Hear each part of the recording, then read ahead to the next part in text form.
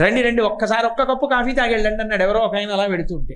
అయ్యో కాఫీ ఏమిటండి, మీరు నాకు భోజనమే పెట్టినట్టు, ముఖ్యమైన పని మీద పెడుతున్నాను ఇప్పుడు కాదులేండి. ఓ మర్యాదతో కూడుకున్నటువంటి వాక్యం. నేను ముక్కుకి సూటిగా మాట్లాడతానండి, కుండ బద్దలు కొట్టినట్టు మాట్లాడటం కాదు, మాట ఎందుకు గౌరవం ఉండాలి. స్వామి హనుమ యొక్క విషయంలో ఒక మాట చెప్తారు, అజాడ్యం అంటారు. జాడ్యం అన్న మాటకు అర్థం ఏంటో తెలుసా? ప్రతిస్పందన లేకుండుట.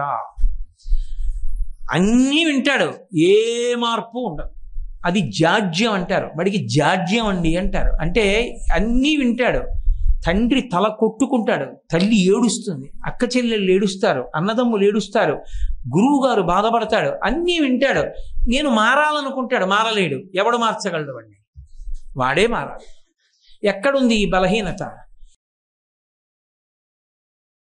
వాల్మీకి మహర్షి శ్రీరామాయణం సుందరకాండ మొట్టమొదటి సర్గ యొక్క చివరి భాగంలో ప్రతిపాదన చేస్తారు.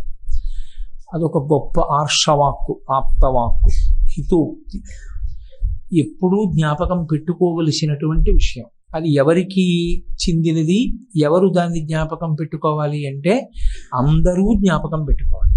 ఎవరూ పని చేయకుండా ఉండరు, అందరూ కర్మయందు నిమగ్నమైన వారే. ఏదో ఒక పని చేస్తూ ఉంటాం. చేసినటువంటి పని సఫలీకృతం కావాలి అంటే ఏ 4 లక్షణములు ఉండాలో వాల్మీకి మహర్షి చెప్పారు. అది మొట్టమొదటి సర్గ చిట్ట చివరిలోకి వచ్చేటప్పుడు ప్రస్తావించారు. ధృతి, దృష్టి, మతి, దాక్ష్యం, సకర్మసు నసీదతి. అంటే తన పని యందు తాను నశించడు. నశించడు అన్న మాటకు అర్థం ఏంటంటే తన పని యందు తాను వైఫల్యమును చెందడు. తాను చేసిన పనిని సఫలీకృతం చేసుకుంటాడు. ఎవరు అంటే 4 లక్షణములు చెప్పారు. ధృతి, దృష్టి, మతి, దాక్ష్యము. ఈ 4 ఎవరి యందు ఉంటాయో వాడు ఏ కర్మని ప్రారంభం చేసినా కూడా, ఏ పనిని ప్రారంభం చేసినా కూడా విజయవంతంగా పూర్తి చేస్తాడు. ధృతి అన్న మొట్టమొదటి మాటకు అర్థం నిన్నను కూడా నేను మీతో ప్రస్తావించాను. ధృత్యాచ నియమేనచ అని కౌసల్యాదేవి అన్నది అని.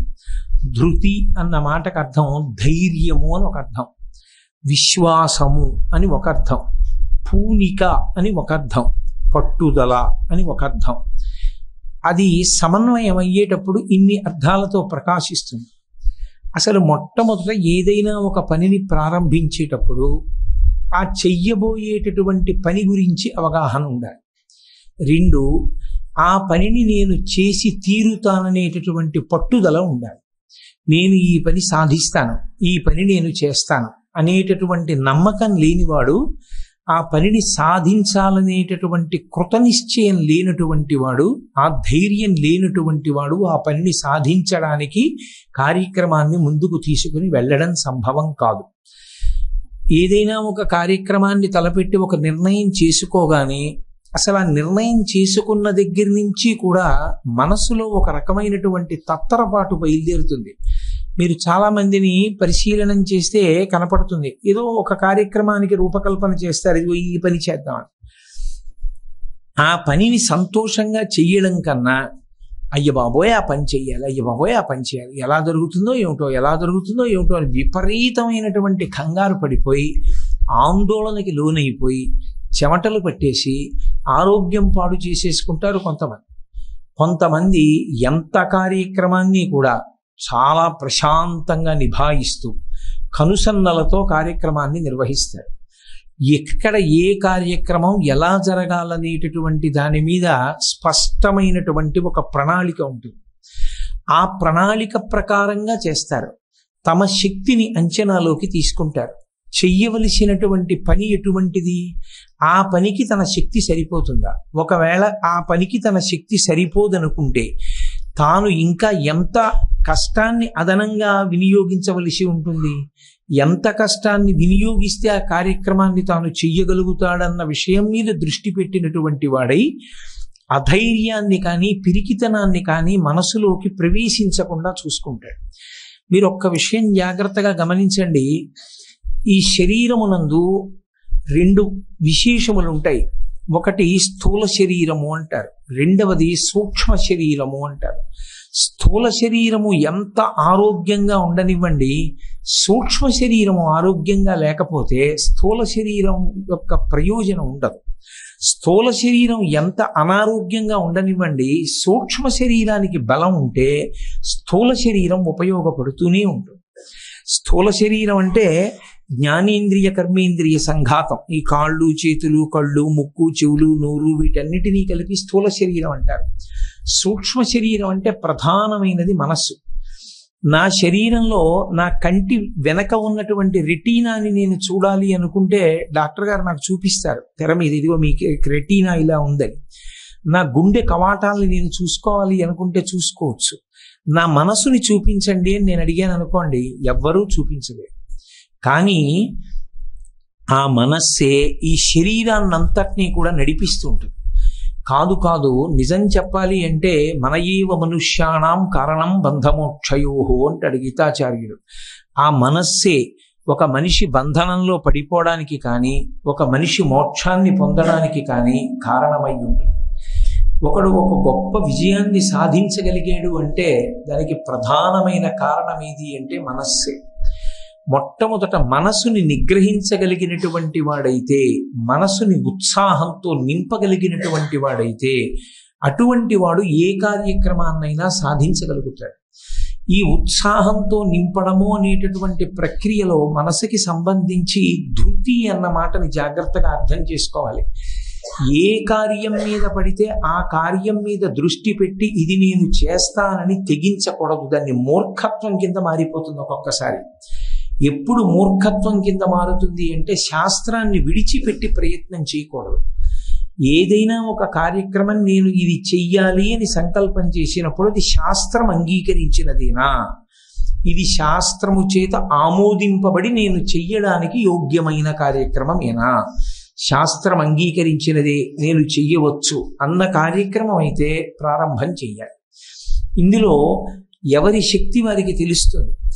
శాస్త్రీయమైనటువంటి కార్యక్రమం వైపుకు వెళ్లకుండా అశాస్త్రీయమైనటువంటి పనిని కేవలంగా తన మనసులోంచి పుట్టినటువంటి రాగము, ద్వేషము ఈ రెండిటి కారణంగా పుట్టినటువంటి కోర్కె కొరకు ప్రయత్నం చేస్తే తాను ఈ జన్మలో వెనక్కి పడిపోవడం కాదు, కొన్ని కోట్ల జన్మలు పడిపోతాడు అన్న మాట మీరు బాగా పట్టుకున్నారో లేదో. మళ్ళీ నేను ఇంకొకసారి దాన్ని వివరించే ప్రయత్నం చేస్తాను. మనసుకి ఒక లక్షణం ఉంటుంది, మీరు గమనించండి. సాధారణంగా అది ఆ రెండిటితోటే పనిచేస్తుంటుంది. ఒకటి రాగము, రెండు ద్వేషము. ఈ రెండే దానికి. రాగము అంటే అది ఏదో ఒక కోరికని కోరుతుంది, ఏదో ఒక దాన్ని ఆశిస్తూ ఉంటుంది, ఇది జరగాలి అని కోరుకుంటూ ఉంటుంది.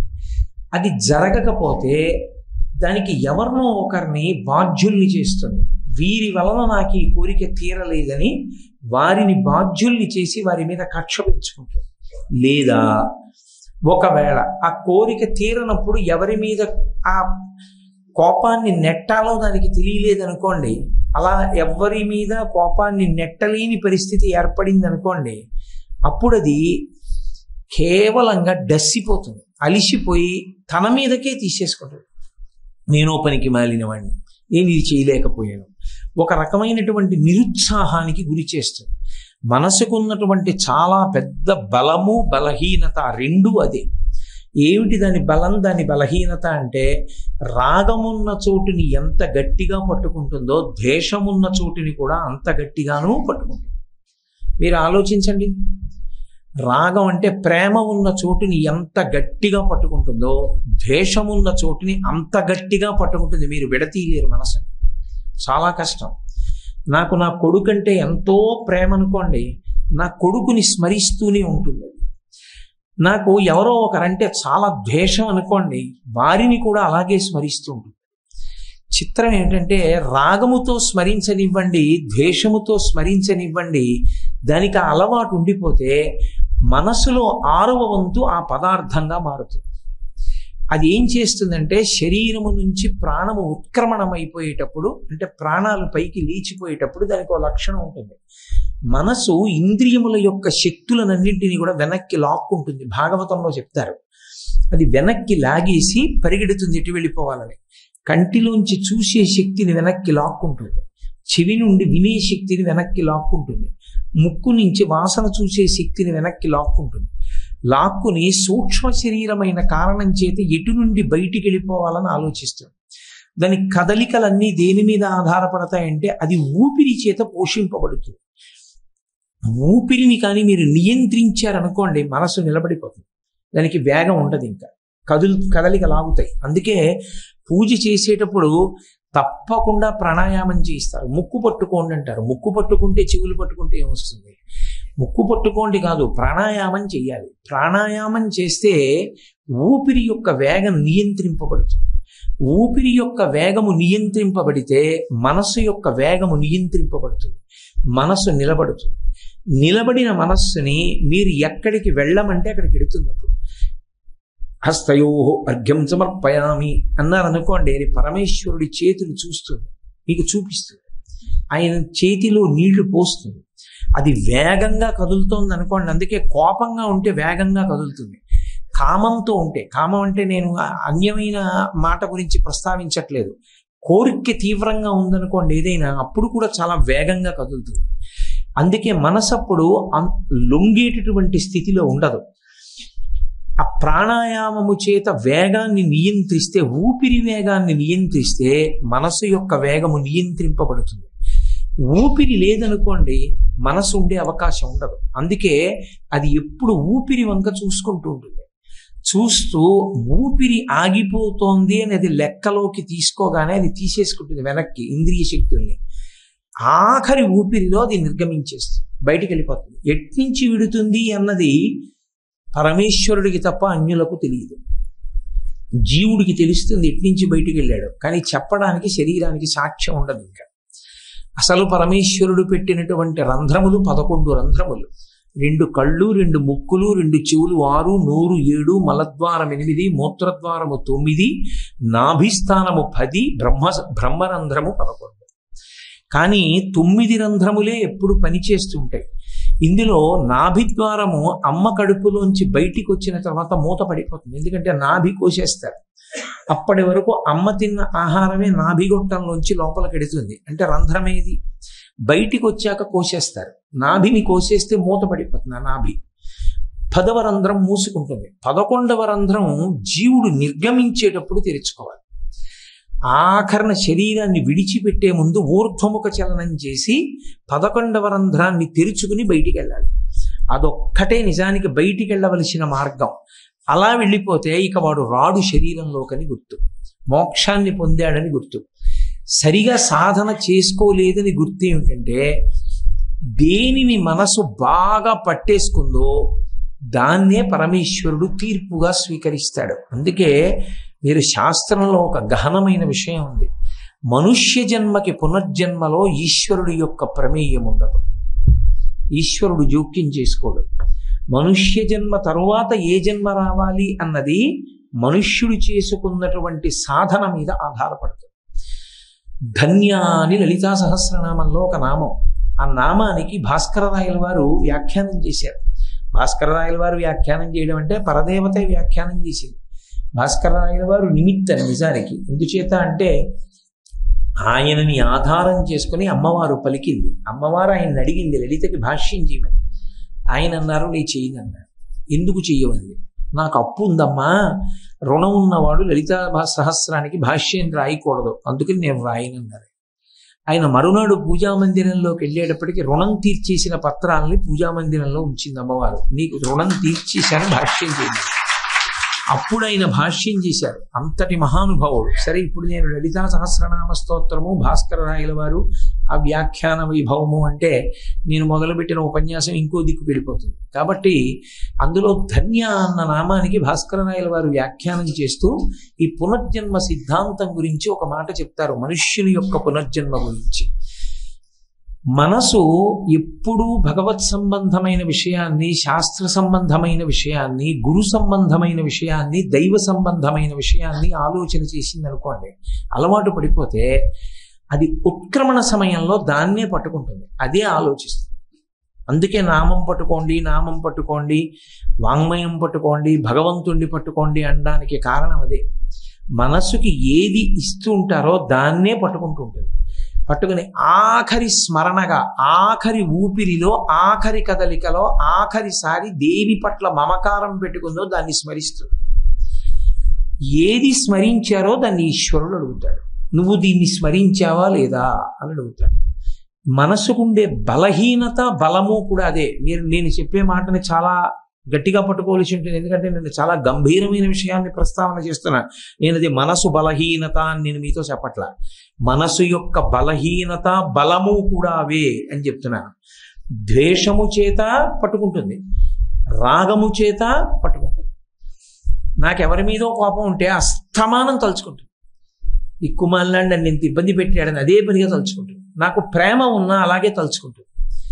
ఇందులో ద్వేషంతో పట్టుకోండి, రాగంతో పట్టుకోండి. మీరు ప్రపంచాన్ని పట్టుకుంటే పునర్జన్మ తిరియక్ అంటే వెన్నుపాం అడ్డంగా ఉండేటటువంటి ప్రాణిగా వెళ్ళిపోతాడు. ఇక కర్మాధికారం ఉండదు, ఇక మనుష్యుడు కాడు. పుస్తకం చదవడం, భగవంతుడి నామం చెప్పడం ఇవి సాధ్యం కాదు. మనుష్యునికి ఉన్న గొప్ప వరం ఏమిటంటే మాటయే వరం భగవంతుడిచ్చింది, అది ఉండదు ఇక. కానీ ఈ రాగము, ఈ ద్వేషమే మనసుకున్నటువంటి పెద్ద బలం.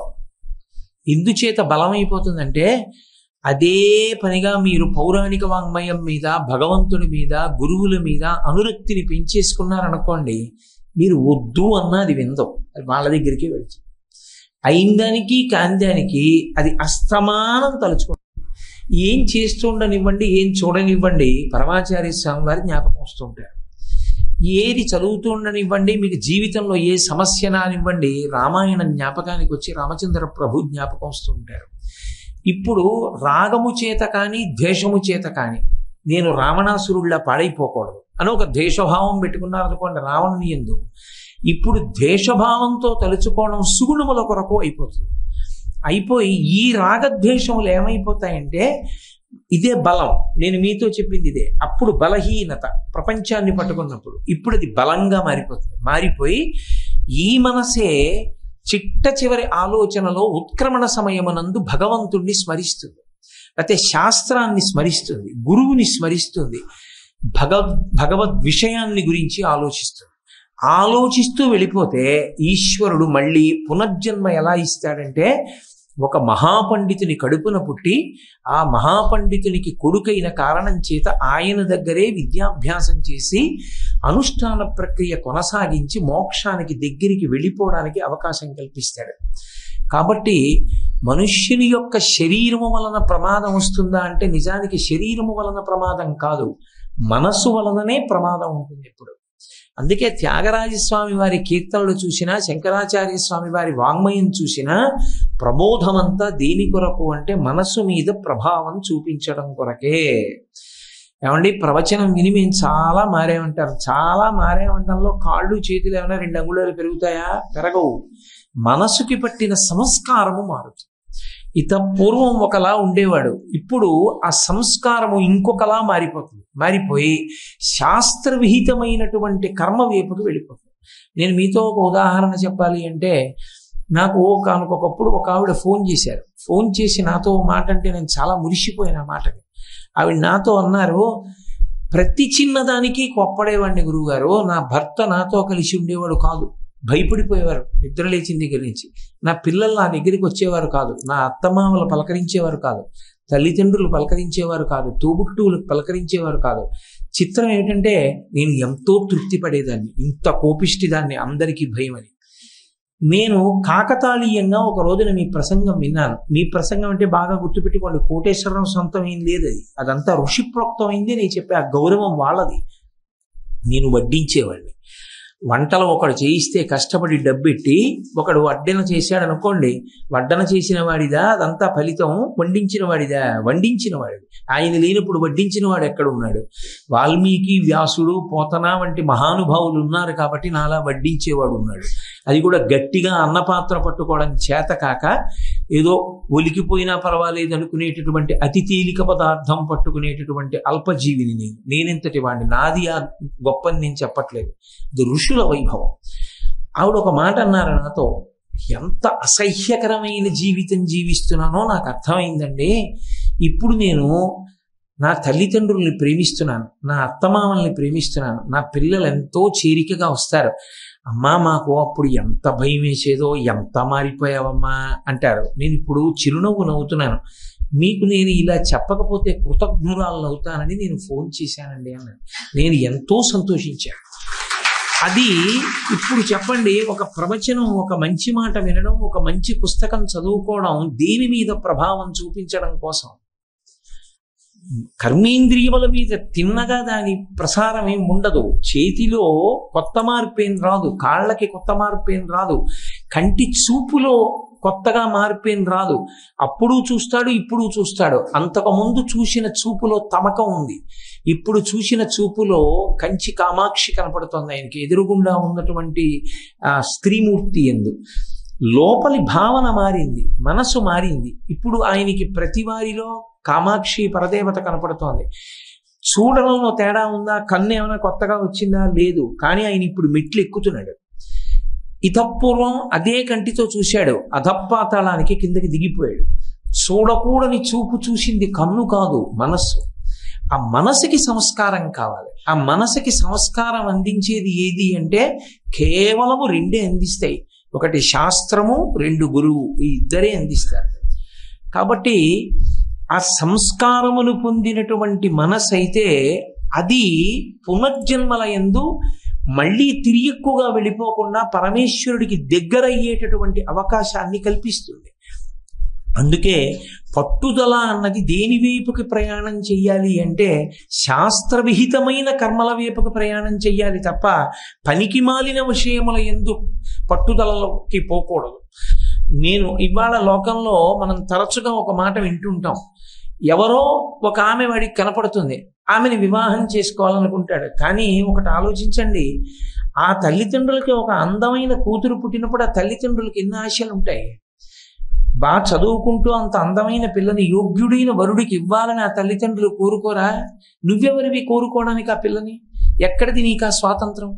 ప్రేమయందు ధైర్యం ఉండాలన్న పేరు చెప్పి అక్రమాలిన సందేశాలు ఇచ్చి యువతని పెడత్రోవ పట్టించి పిల్లలు చెయ్యకూడని పనులు చేసేటటువంటి సాహసం వైపుకు పురికొల్పడం ధైర్యం అన్న మాటలోకి వస్తుందా? దాన్ని ధృతి అనొచ్చా? అనకూడదు. అందుకే శాస్త్రవిహితమైనటువంటి కర్మ ఏది ఉంటుందో ఆ కర్మ చెయ్యడంలో ఉండేటటువంటి పట్టుదలకి మాత్రమే ధృతి అని పేరు. ఈ ధృతి మళ్ళీ మూడు కింద విడిపోతుంది. ఈ ధైర్యం ఒకటి కామ్యకర్మ, తన కొరకు తాను చేసుకునేటటువంటిది. నేను బాగుపడాలి, ఒకళ్ళ మాట దేవుడు ఎరుగు, నేను బాగుపడాలి, నేను సమాజంలో చెడ్డవాడిని అనిపించుకోకూడదు, పరమేశ్వరుడు నాకు ఇచ్చిన ఈ శరీరాన్ని నేను సక్రమంగా వినియోగించి నా ఆత్మని నేను ఉద్ధరించుకోవాలి. ఉద్ధరేణ ఆత్మానాత్మానం అంటాడు గీతాచార్యుడు. ఎవరిని వాడు ఉద్ధరించుకోవాలి, కానీ ఇంకొకడిని ఉద్ధరించేది కాదు. నాకు ఆకలిస్తే నేను అన్నం తినాలి, నేను ఉద్ధరణ పొందాలనుకుంటే నేను సత్కర్మలు చేయవలసి ఉంటుంది. అంతేకాని ఎవరో ఎవరి గురించో ప్రార్థన చేసి ఎవరినో ఉద్ధరించడం అన్ని వేళలా సాధ్యమయ్యే విషయాలు కావు, అవి పరమ సత్యాలు. కాబట్టి ఎవరిని వారు ఉద్ధరించుకోవడము అనేటటువంటి ప్రక్రియ యందు నా కొరకు నేను చేసుకునేటటువంటి కర్మ శాస్త్రవిహితమైనటువంటి కర్మ చేస్తున్నాను అనుకోండి. నేను శాస్త్రం ఎలా చెప్పిందో అలా బ్రతుకుతుంటే ధృతియే, అందులో ఏమీ తప్పేం లేదు. ఖచ్చితంగా అది ధృతి, మంచి పని.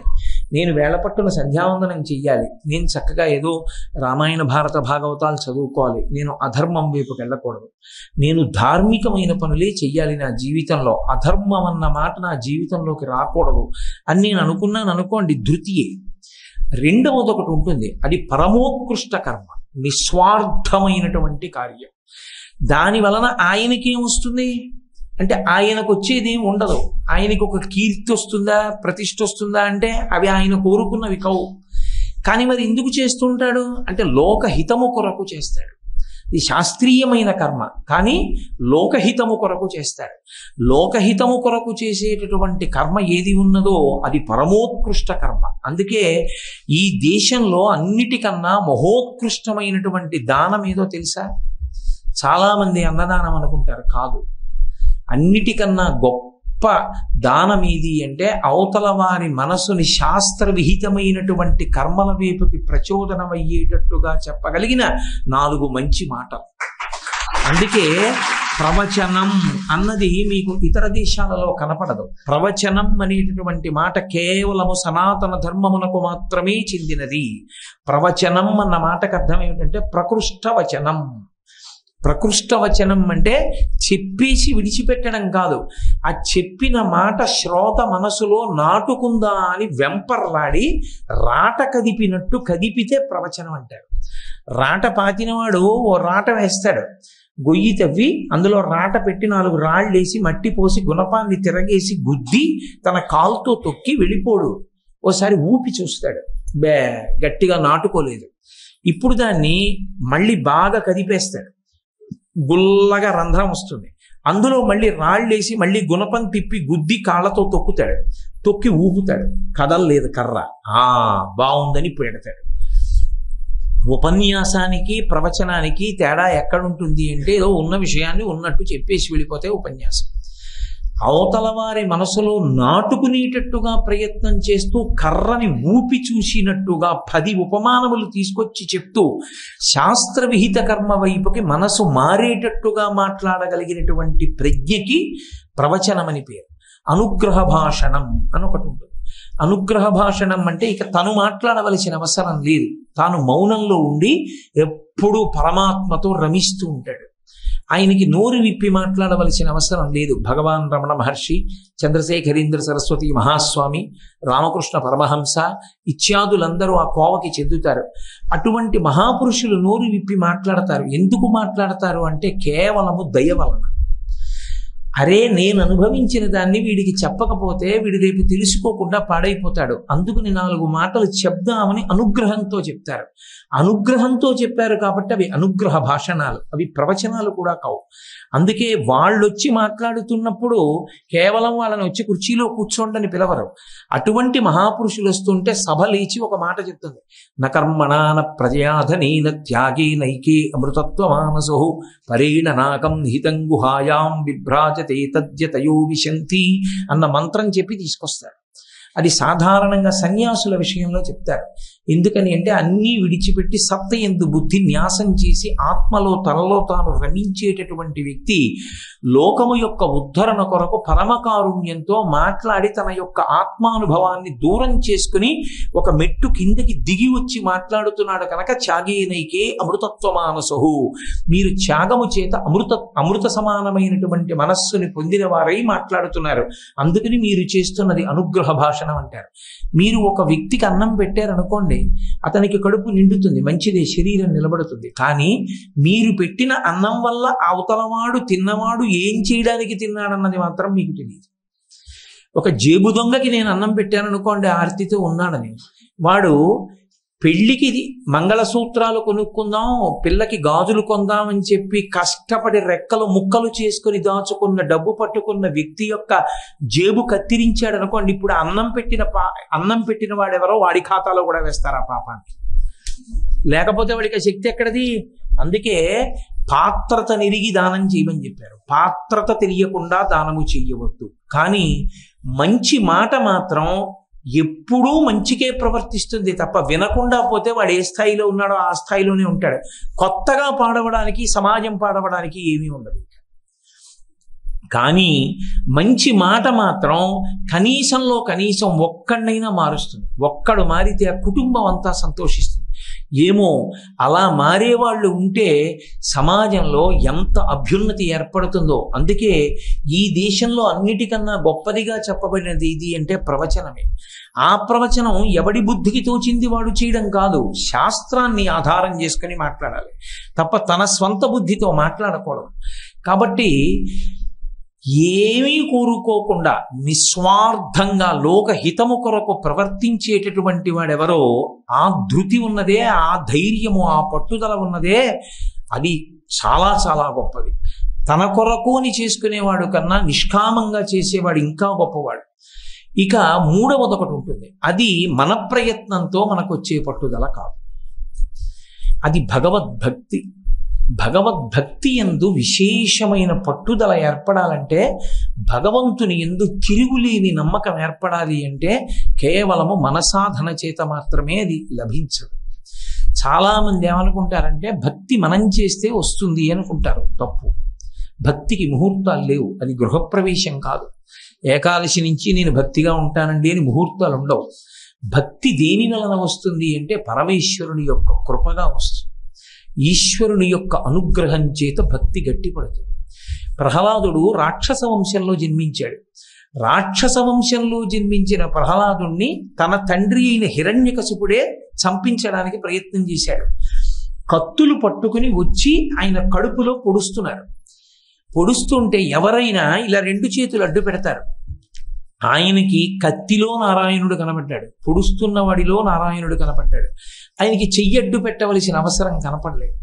తన్ను నిశాచరుల్ పొడవ దైత్యకుమారుడు మాటిమాటికో పన్నగసాయి, ఓ ధనుజభంజన, ఓ జగదీశ, ఓ సర్వాపన్న శరణ్య, ఓ అఖిల పావనయంచు నుతించు కాని తా కన్నుల నీరుతాడు భయకంప సమేతుడు కడుభూవరా అన్నారు పోతన గారు. ఒక పక్క కత్తి పెట్టి పొడి చేస్తుంటే కత్తి వంక చూస్తూ, పొడిచేవాడి వంక చూస్తూ, ఓ సర్వాపన్న శరణ్య, ఓ అఖిల పావన, ఓ జగదీశ్వర, మాధవ అంటూ పిలిచి సంతోషంతో గంతులేశాడు. అంతటి భక్తి ఏర్పడాలి అంటే ప్రహ్లాదుడు అలా ఉన్నాడు కాబట్టి నేను అలా ఉంటానండి అంటే వచ్చేది కాదు ఆ భక్తి. ఆ భక్తి పరమేశ్వరుని యొక్క కృపచేత రావాలి. అందుకే కొంతమందికి కలిసి వచ్చినంత కాలమే భక్తి నిలబడుతుంది. ఒక్కటి వాళ్ళ దృష్టికోణం, వాళ్ళ భక్తి ఎంత స్థాయిలో ఉంటుందంటే, నేను తక్కువ చేసి మాత్రం మాట్లాడటలేదు. అసలు భక్తి అంటూ మొదలవడమే గొప్ప. కోట్ల జన్మల తర్వాత ఏర్పడుతుంది భక్తి. అందుకని దాన్ని నిరుత్సాహపరిచి మాట్లాడకూడదు. కానీ ఒక స్థాయిలో ప్రారంభంలో ఎలా ఉంటుందంటే, పరమేశ్వరుడు అన్నవాడు మా ఇంటి పాలేరు. ఆయన ఏం చేయాలంటే, నీ దీపం పెట్టాను కాబట్టి ఎప్పుడూ మా ఇంట్లో శుభాలే చేయాలి, ఎప్పుడూ ఏమీ మాకు ఇబ్బంది కలగకూడదంటాడు. ఒక స్థాయిలో ఏమంటాడంటే, నీకు దూరం అవ్వడం కన్నా కష్టం నాకు ఇంకోటి లేదు.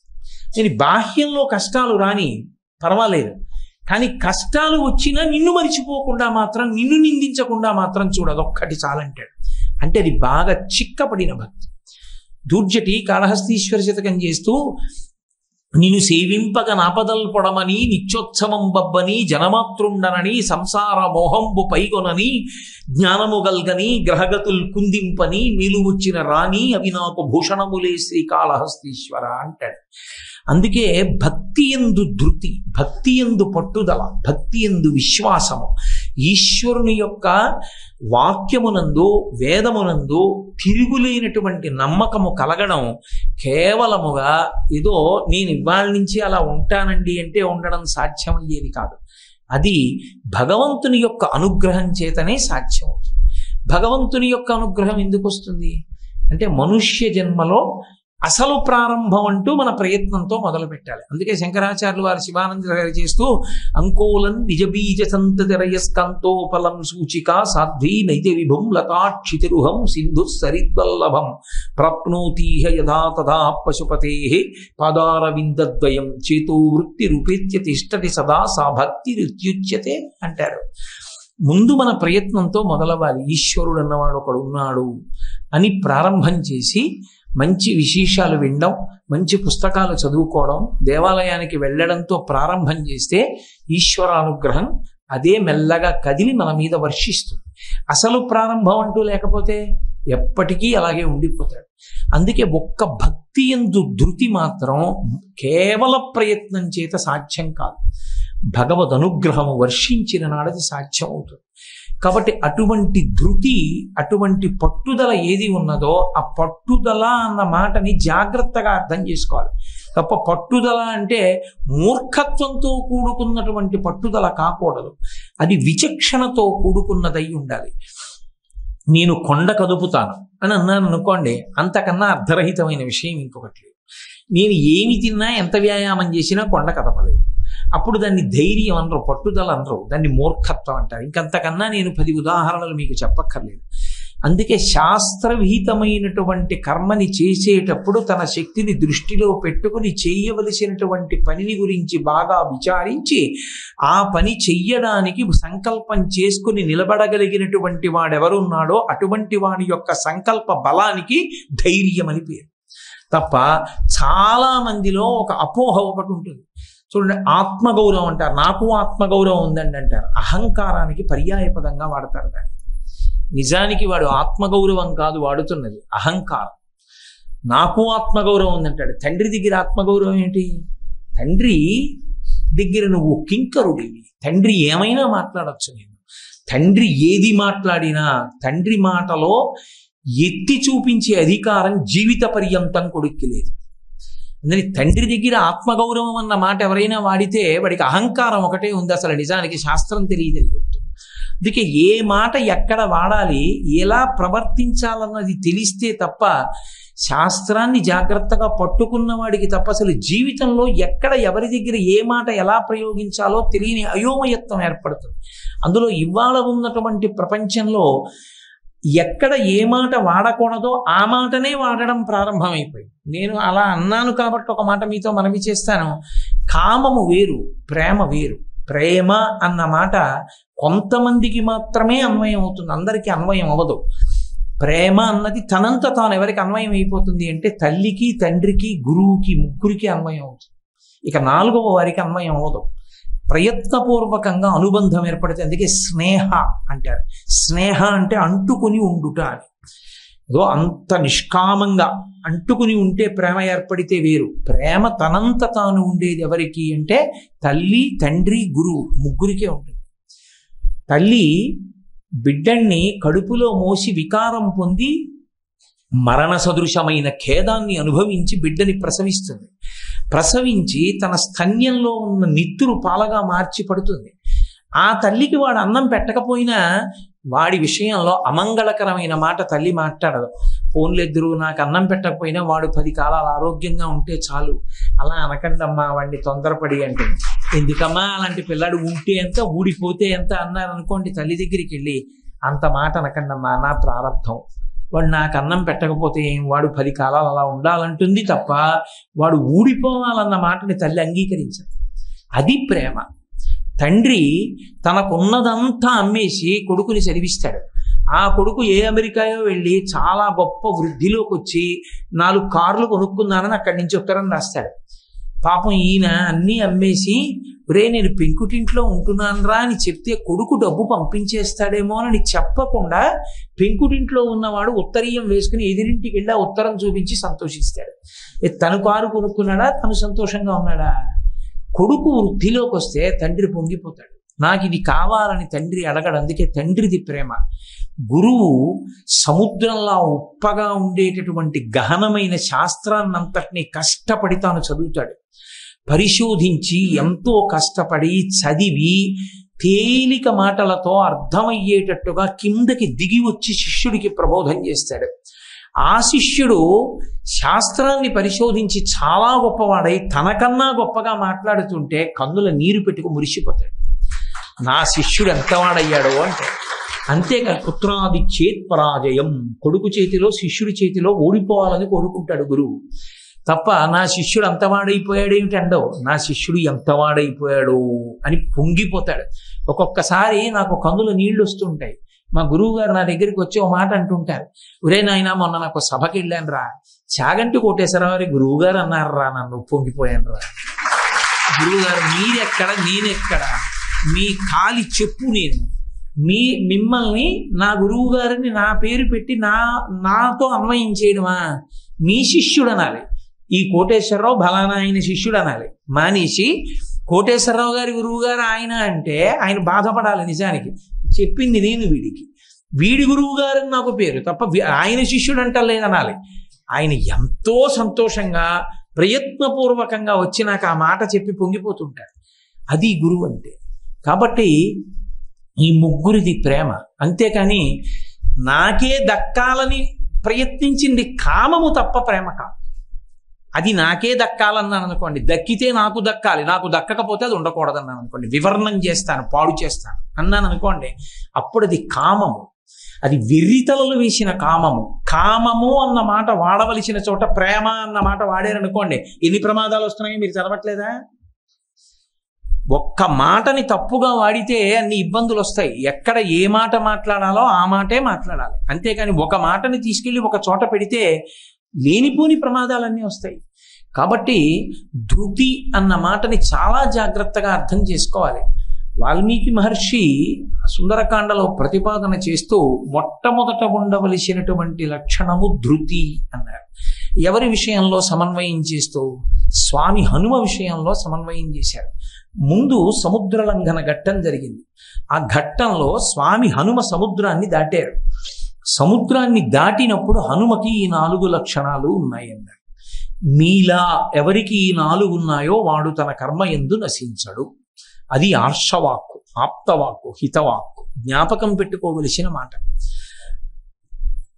మీరు చూడండి, పరిమితి అని ఒకటి ఉంటుంది లోకంలో, అదొక మాట పరిమితి అని. ఆ పరిమితి అన్న మాట అనేక కారణముల చేత అన్వయం అవుతూ ఉంటుంది. ఉపాధిని బట్టి కొన్ని పరిమితులు ఉంటాయి. ఒక్కొక్క శరీరానికి ఒక్కొక్క పరిమితి ఉంటుంది. ఏనుగు ఉందనుకోండి, మనుష్యుడు ఉన్నాడు అనుకోండి, మనుష్యుని బలం గొప్పదా ఏనుగు బలం గొప్పదా అంటే ఎప్పుడూ ఏనుగు బలమే గొప్పది. అదే ఏనుగు మీరు తీసుకెళ్లి మాంసం పెట్టారనుకోండి, అంత బలమైంది కదా, అంత ఎత్తైంది కదా, అది ముట్టుకోదు. కేవలం శాకాహారమే ముట్టుకుంటుంది. అది దాని పరిమితి అంతే. అది మాంసాహారం ముట్టదు. మీరు సింహం దగ్గరికి వెళ్ళి నువ్వు శాకాహారం తినేటటువంటి ఏనుగు యొక్క కుంభస్థలంలో మాంసం తినడానికి ఇష్టపడతావు కదా, శాకాహారం తింటేనే దానికి ఆ మాంసం వచ్చిందంత రుచికరమైన మాంసం, కాబట్టి నువ్వు తిని ఈ పప్పు అన్నమని పెట్టారని కూడా అది ముట్టదు. జీర్ణతృణంబు మేయుని అంటాడు. గడ్డి పరక ముట్టదు సింహం, ప్రాణం పోయినా ముట్టుకోదు. ఏనుక్కి నీకు ఇంకా బలం వస్తుందని తీసుకెళ్లి మాంసం పెట్టారనుకోండి, అది ముట్టుకోదు. సృష్టి యందు ఈశ్వరుడు ఒక నియమం పెట్టాడు, ఇది ఇలా ఉంటుంది అంతే. ఆ పరిమితి దాటి వెళ్ళవు. అందులో వానరము అని నేను అన్నాను అనుకోండి, వానరము అనేటప్పటికీ ఎప్పుడూ 2 లక్షణాలు ఉంటాయి. ఒకటి పరమచంచలమైనటువంటి స్వభావం, అసలు స్థిరంగా కూర్చోవడం అనేటటువంటిది దాని జీవితంలో ఉండదు. 2 అస్తమానం ఏదో ఒకటి తింటూ ఉండడం, కనపడ్డ ప్రతిదాన్ని కోసుకుంటూ ఉండడం, విప్పుతూ ఉండడం, కొరుకుతూ ఉండడం, పడేస్తూ ఉండడం, ఏదో ఒకటి చేస్తూ ఉండాలి. ఈ 2 ఆ ఉపాధికి ఉండేటటువంటి పరిమితులు. ఒక కోతి ఓ స్తంభం దగ్గర అలా పడుకుంది అనుకోండి, ఓ మనుష్యుడు వచ్చినా కూడా కదలటం లేదనుకోండి, వెంటనే ఏమంటాం మనం, ఈట కోతి అలా ఉంది పాపం ఒంట్లో బాగులేదా అండి అంటాం. అంటే కోతి కానీ నిశ్చలంగా ఉందనుకోండి, దానికి అనారోగ్యంగా ఉందంటాం. అది చెంగును గంతులు వేస్తుంది అనుకోండి, అది కోతి అండి అంటాం. అది దాని స్వభావం, దానికి అసలు స్థిరత్వం లేదు. ఈ ఉపాధికి ఆ లక్షణం ఉన్నప్పుడు ఆ ఉపాధిలో ఎవరుండనివ్వండి, అదే అన్వయం అవుతుంది, ఆ లక్షణమే ఉంటుంది. స్వామి హనుమ ఏ ఉపాధి ఎందున్నారు?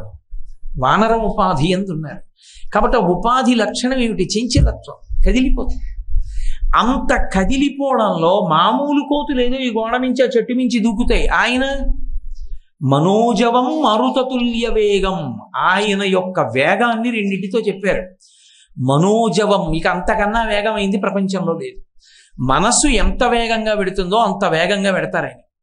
నేను ఇప్పుడు కాశీపట్టణం తలుచుకున్నాను అనుకోండి, నా మనస్సు కాశీ వెళ్ళిపోతుంది.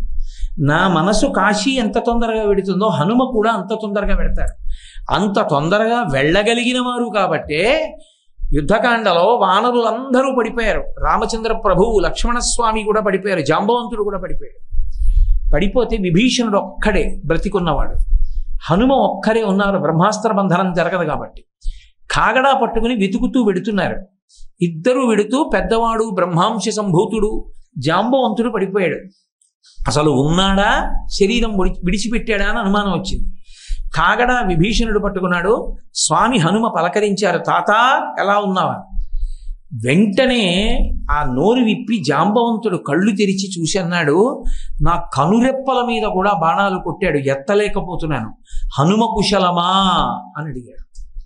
అడిగితే విభీషణుడు అన్నాడు, తాత నువ్వు బాణపు దెబ్బలు బాగా తినన్న కారణం చేత పాపం ఏదో మాట మాట్లాడుతున్నావు, రాముడు కుశలమా అని కదా అడగాలి, హనుమ కుశలమా అని అడిగావి అన్నాడు. ఆయన అన్నాడు, తస్మిన్ జీవతి వీరేషు హనుమాన్ జుజ్జిత ప్రాణే జీవంతోపి వయం హతాహ అన్నాడు. ఒక్క హనుమ బ్రతికి ఉంటే మనందరం చచ్చిపోయినా బతికిస్తాడు, ఒక్క హనుమ లేకపోతే మనందరం ఉన్నా చచ్చిపోయినా. తస్మిన్ జీవతి వీరేతు హతమప్య హతం బలం హనుమాన్ జుజ్జిత ప్రాణే జీవంతోపి వయం హతాహ. ఇంకొకడైతే ఏమంటాడు చూసావా అనాలి విభీషణుడు వంక చూసి. ఆయన వెంటనే వంగి జాంబవంతుడి కాళ్ళు పట్టుకున్నాడు. పట్టుకుని తాత హనుమ నిన్ను కుశలం అడుగుచున్నాడు. రే నాయనా, ఉత్తరంలో ఎక్కడో ఉత్తర దిక్కున హిమాలయ పర్వతాలు దాటి వెళ్ళిపోతే అక్కడున్నాయి మృత సంజీవని, విశల్యకరణి, సంధానకరణి, సౌవర్ణకరణి అని 4 ఓషధులు. ఉత్తర క్షణంలో నువ్వు ఇక్కడికి తేవాలి. అప్పటికే దుందుబులు మోగించేశారు. ఇంద్రజిత్ వెళ్ళి చెప్పేస్తే రావణాసురుడు విజయ దుందుబులు మోగించేశాడు, చనిపోయారు అందరూ. అప్పటికప్పుడు ఆ యుద్ధ భూమిలో ఉన్నవారు ఒక్క మెరుపులో వెళ్ళిపోయారు అంతే. ఓషధులు దాక్కున్నాయి. పర్వతాన్ని పెకలించి తీసుకొచ్చేయడం, అక్కడ పెట్టేయడం, అందరూ బతికేయడం, మళ్ళీ సంజీవని పర్వతాన్ని ఉత్తర దిక్కు తీసుకెళ్ళడం, పెట్టేయడం, తిరిగి వచ్చేయడం అయిపోయింది. అది ఆయన వేగం. అంతటి వేగం ఆయన శరీరానికి ఉన్నది. వానరులకు ఉండేటటువంటి వేగం ఎటువంటిదో అంతకన్నా ద్విగుణీకృతమైన 1,000,000 రెట్ల వేగం స్వామిది. మనోజవం మరుతతుల్య వేగం. అటువంటి వారు ఒక చోట కూర్చోవడం అన్నది అసలు సంభవమా? అసలు కూర్చోవడం ఉంటుందా? కానీ హనుమ విషయంలో గొప్పతనం ఎక్కడుందంటే ఆయన యందు 2 తీవ్రమైన లక్షణాలు ఉంటాయి. ఎంత వేగంగా పెడతారో అంత స్థిరంగా కూర్చుంటాడు. ఆయన కూర్చుంటే ఇక కదపగలిగిన వాడు ఉండడు. అంత ధ్యాన నిష్టలో కూర్చుంటాడు. ఆయనంత బలవంతుడు లేడు, ఆయనంత నిస్వార్థపరుడు లేడు లోకంలో. ఆయనతో సమానమైన బలవంతుడు సృష్టిలో లేడు. కానీ ఆయన తన కొరకు తాను అని చేసుకున్న పని లోకంలో ఒక్కటి లేదు. అటువంటి వారు శ్రీరామాయణంలో అత్యంత క్లిష్టమైనటువంటి సందర్భంలో ఆయన లేవవలసి వచ్చింది. అప్పటి వరకు మహర్షుల యొక్క శాపం, ఆయన బలం ఆయనకి తెలియదు. ఎవరో ఒకరు కీర్తిస్తే తెలుస్తుంది. అంటే ఇప్పుడు మనం కీర్తించక్కర్లేదు. అప్పుడు కిష్కింధకాండలో జాంబవంతుడు కీర్తించినప్పుడు ఆయనకి శాపం పోయింది. చాలా మంది తెలియక ఓ మాట అంటుంటారు, హనుమకి బలం తెలియదండి, మనం ఆయన బలం గుర్తు చేయాలని. ఇప్పటికీ మనం గుర్తు చేయవలసిన అవసరం ఆయనకి ఏం లేదు. అప్పుడోసారి గుర్తు చేశారు, చాలా ఆయనకి శాప విమోచనం అయిపోయింది.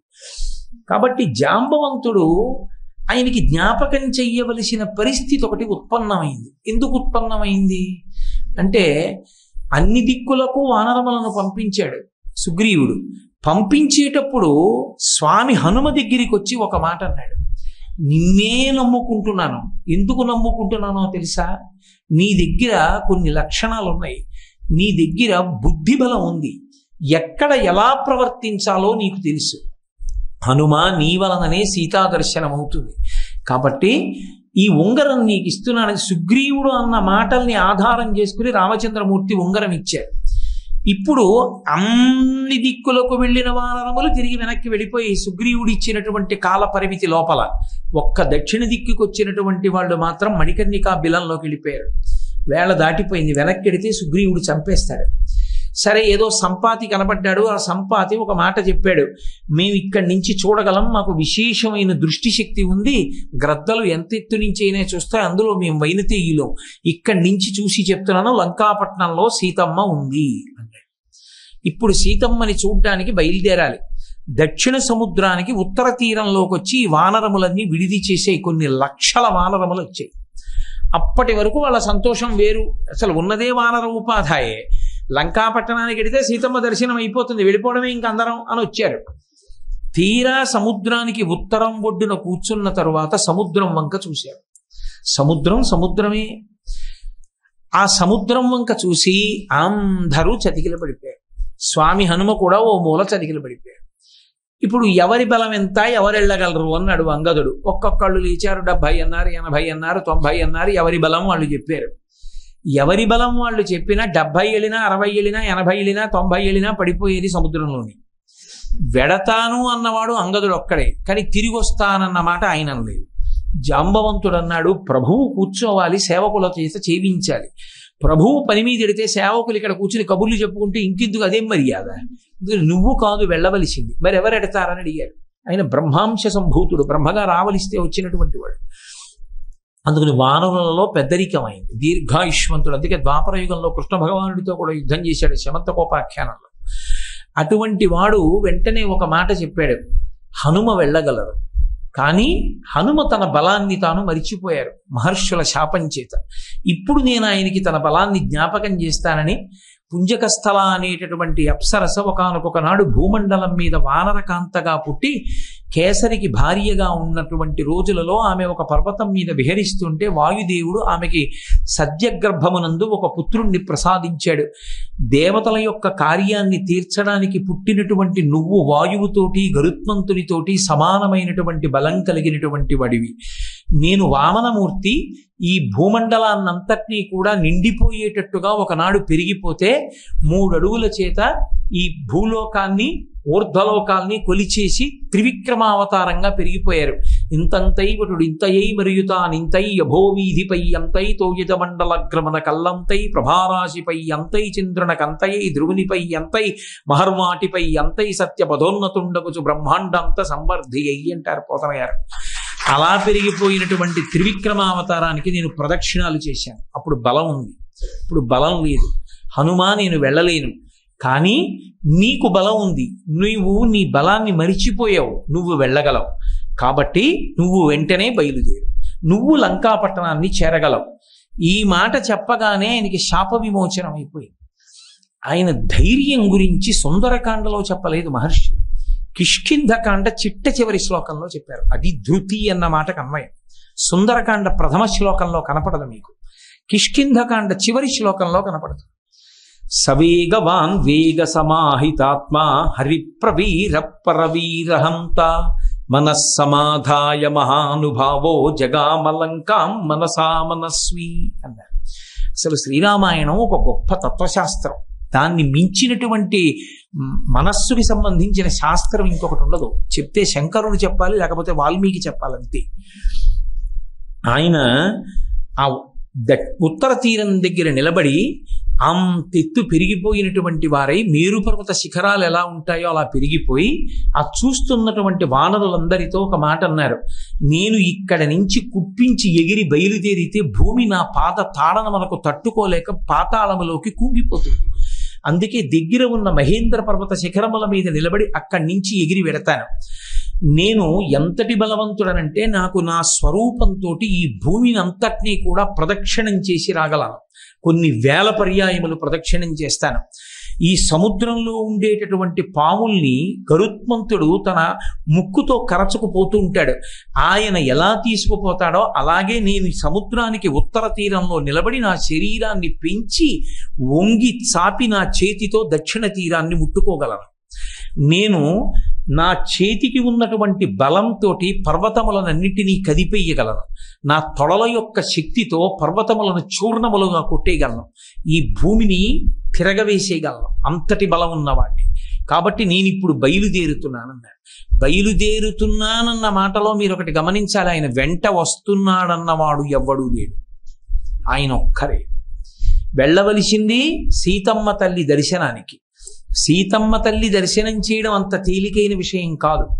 రావణుడు ఏదైనా అంగీకరిస్తాడు, కానీ సీతమ్మని కనీసం వేరొక పురుషుడు చూడ్డాన్ని ఆయన అంగీకరించాడు.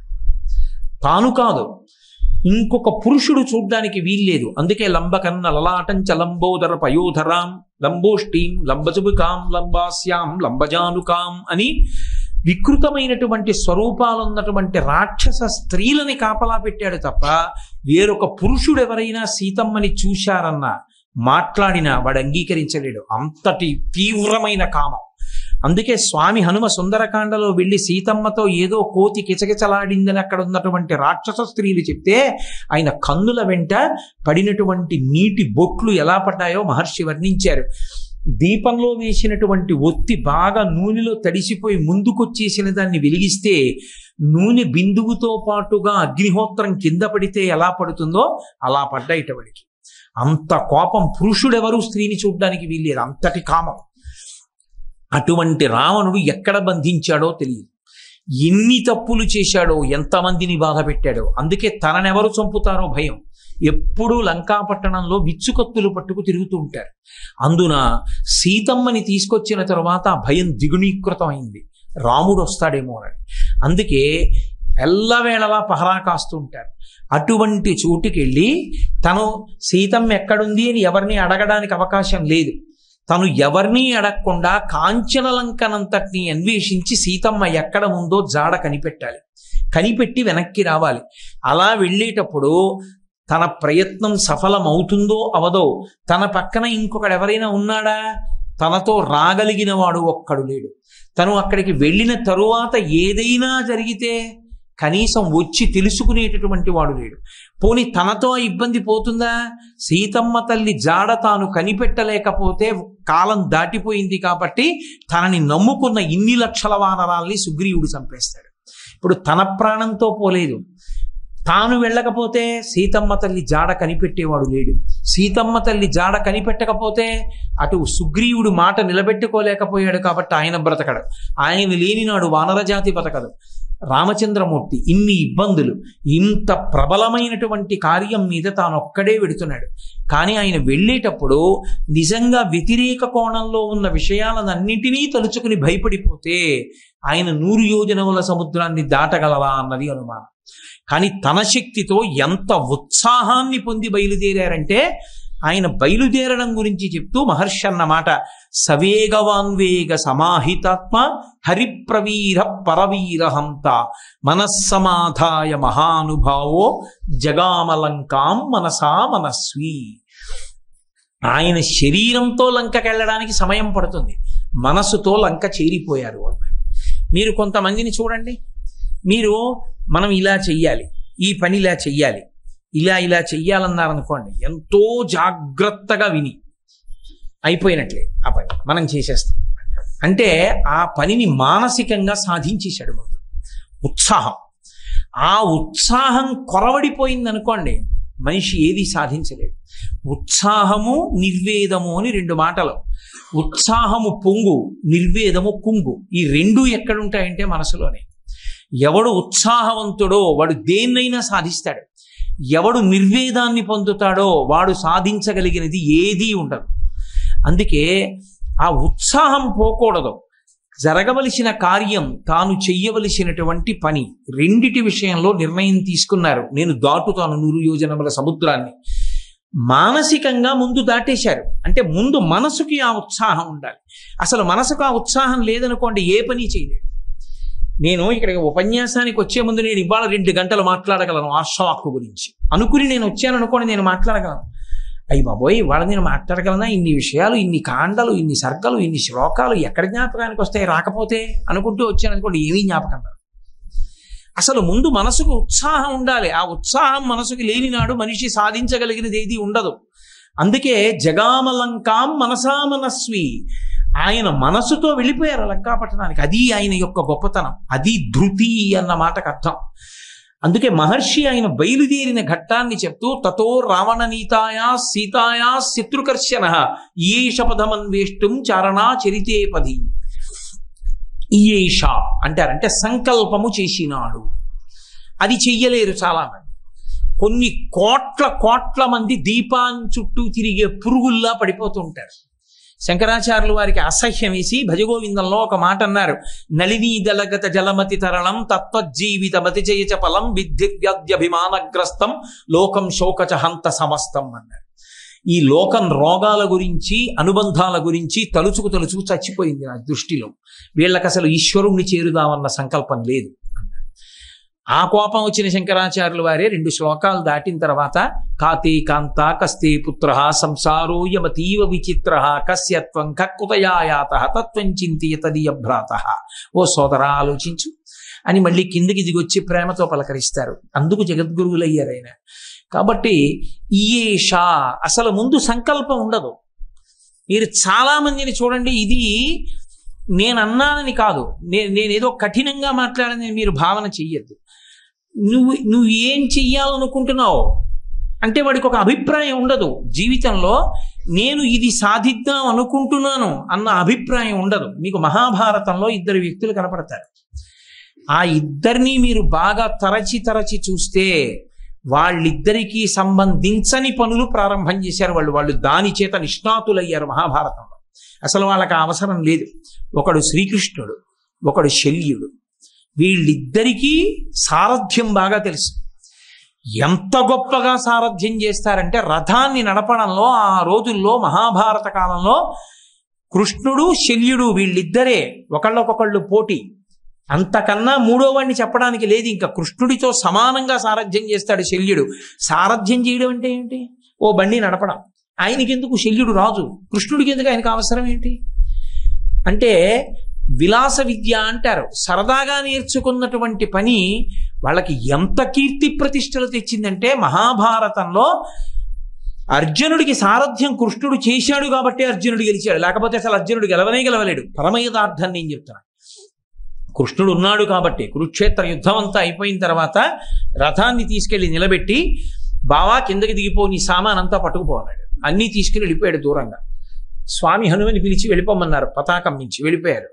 రథాన్ని ఆవహించి ఉన్నటువంటి శక్తులన్నింటినీ విడిచిపెట్టేయమన్నారు. విడిచిపెట్టేయమని కృష్ణ పరమాత్మ ఒక్క దూకు దూకి గబగబా నడిచి వెళ్ళిపోయారు. రథం భగ్గున కాలిపోయాడు. అర్జునుడు తెల్లబోయి అడిగాడు, బావా అదేంటి ఆ రథం అలా కాలిపోయిందని అడిగాడు. ఇప్పుడు కాలిపోవడం ఏంటి, ఎప్పుడూ కాలిపోయింది. భీష్మ, ద్రోణ, కర్ణ, కృపాచార్యుల వంటి మహాపురుషులు వేసినటువంటి అస్త్రములకు దగ్ధమైపోయింది. నువ్వు కాలిపోతావని ఆపాను. ఇప్పుడు పని అయిపోయిందని కాలిపోమన్నారు. రథసారథ్యం కృష్ణుడి చేయడం అంత పనికొచ్చింది. అర్జునుడి ప్రాణాలను నిలబెట్టింది. కృష్ణుడి వలన కురుక్షేత్రంలో ధర్మం నిలబడింది. శల్యుడు సారథ్యం చేశాడు కనుకనే కర్ణుడికి సారథ్యం చేస్తూ కర్ణుడిని అదే పనిగా నిరుత్సాహపరిచాడు కాబట్టి కర్ణుడు యుద్ధం చేయలేకపోయాడు. కర్ణుడి మరణానికి కారణం అది శల్య సారథ్యం అయింది. కాబట్టి నేను ఏదో ఇది చేస్తాను, నేను జీవితంలో ఒక మంచి పని చెయ్యాలి, నేను ఈ పని చేస్తాను అని ఒక సంకల్పం అసలు లేదు. ఎందుకు బ్రతుకుతున్నావు? కొన్ని కోట్ల మంది ఎలా బ్రతుకుతారో అలాగే బ్రతుకుతారు. కొంతకాలం చదువుకోవడం, ఓ ఉద్యోగం, దాచుకోవడం, ఎక్కడ దొరికితే అక్కడ పట్టుకోవడం, ఆ తర్వాత ఓ పెళ్లి, కొంతమంది పిల్లలు, ఆలంచున్ మెడకట్టి దానికి అపత్య శ్రేణి కల్పించి తద్బాలవ్రాతమునిచ్చుబుచ్చుకొను సంబంధంబు కావించి అంటాడు దుర్జటి. అలా బ్రతికేస్తాను తప్పించి ఈయేషా కాదు, నేను భగవంతుణ్ణి చేరుతాను, నేను నా ప్రయత్నం ప్రారంభం చేస్తాను. ఈనాటి నుండి ప్రాణం పోయినా సరే తెల్లవారుజామున 4:30 దాటిన తర్వాత నేను నిద్ర లేవడం ఉండదు. నేను 4:30 నిద్రలేస్తున్నాను అంతే. అథవా నా శరీరం నా స్వస్థతలో లేక మంచాన పడిన నాడు తప్ప 4:30 లేస్తున్నాను అంతే. ఈష ఏదో ఒక్క విషయం, సంకల్పం అన్నది అసలు ఒకటి ఉండాలి కదా. ఏదో ఒక్క విషయం, నేను సారథ్యం నేర్చుకుంటానన్నాడు కృష్ణుడు, కాపాడింది. నేను సారథ్యం నేర్చుకుంటానన్నాడు శల్యుడు, వెళ్ళింది దూరానికి. నేను ఇది చేస్తాను అన్నవాడు వాడు ఉండాలి కదా. అది ఎంత చిన్న పని కానివ్వండి, అది గొప్ప స్థితికి తీసుకెళ్ళిపోతుంది. రామేశ్వరంలో ఒక మాస్టర్ ఉండేవారు. ఆయన పిల్లలకి అర్థం కాకపోతే కుపితుడైపోయేవాడు. ఆయన నాది తప్పు వాడికి అర్థం కాలేదని. ఆయన వలన అబ్దుల్ కలాం గారు అంత గొప్పవాడయ్యాడు. అబ్దుల్ కలాం గారు ఆయనే రాసుకున్నాడు, ఇండామిటబుల్ స్పిరిట్ అని పుస్తకం రాశారు. అందులో ఆయనే రాసుకున్నారు. విమానం ఎలా ఎగురుతుంది అన్నది పాఠం చెప్పారు. ఆయన అర్థం కాలేదు, ఆయన లేచన్నారు నాకు అర్థం కాలేదన్నారు. ఆయన కాసేపు ఆలోచించి చెప్పి అన్నాడు, ఇలా కాదు, ఇవాళ అందరం సాయంకాలం సముద్రపు ఒడ్డుకి వెడదాం, పిల్లలందరూ రండి అన్నాడు. అందరూ సముద్రపు ఒడ్డుకి వెళ్ళారు. ఒక విమానం ఎలా ఉంటుందో, ఎలా లేస్తుందో, ఎలా టేక్ ఆఫ్ ఉంటుందో, ఎలా ల్యాండింగ్ ఉంటుందో, భూమి మీదకి ఎలా దిగుతుందో ఒక పక్షిని చూపిస్తూ వర్ణించాడు. అంతే. ఒక్క పిల్లాడి మనసులో గురి కుదురుకుంది, నేను ఈ శాస్త్రంలో ప్రవీణుణ్ణి కావాలని.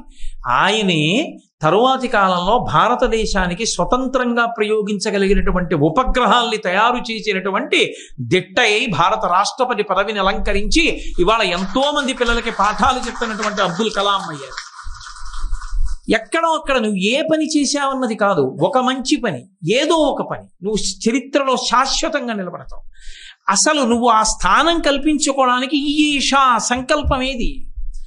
అసలు ఆ సంకల్పం అంటూ ఒకటి ఉంటే తర్వాత దాన్ని నిలబెట్టడం మాట. దీపం వెలిగిస్తే కాదు, గాలికి కొండెక్కకుండా చేతులు పెట్టడం. అసలు దీపమే వెలిగించకుండా ఇంకా కొండెక్కడం, దీపం వెలగడం అన్న మాట ఎక్కడ వస్తుంది?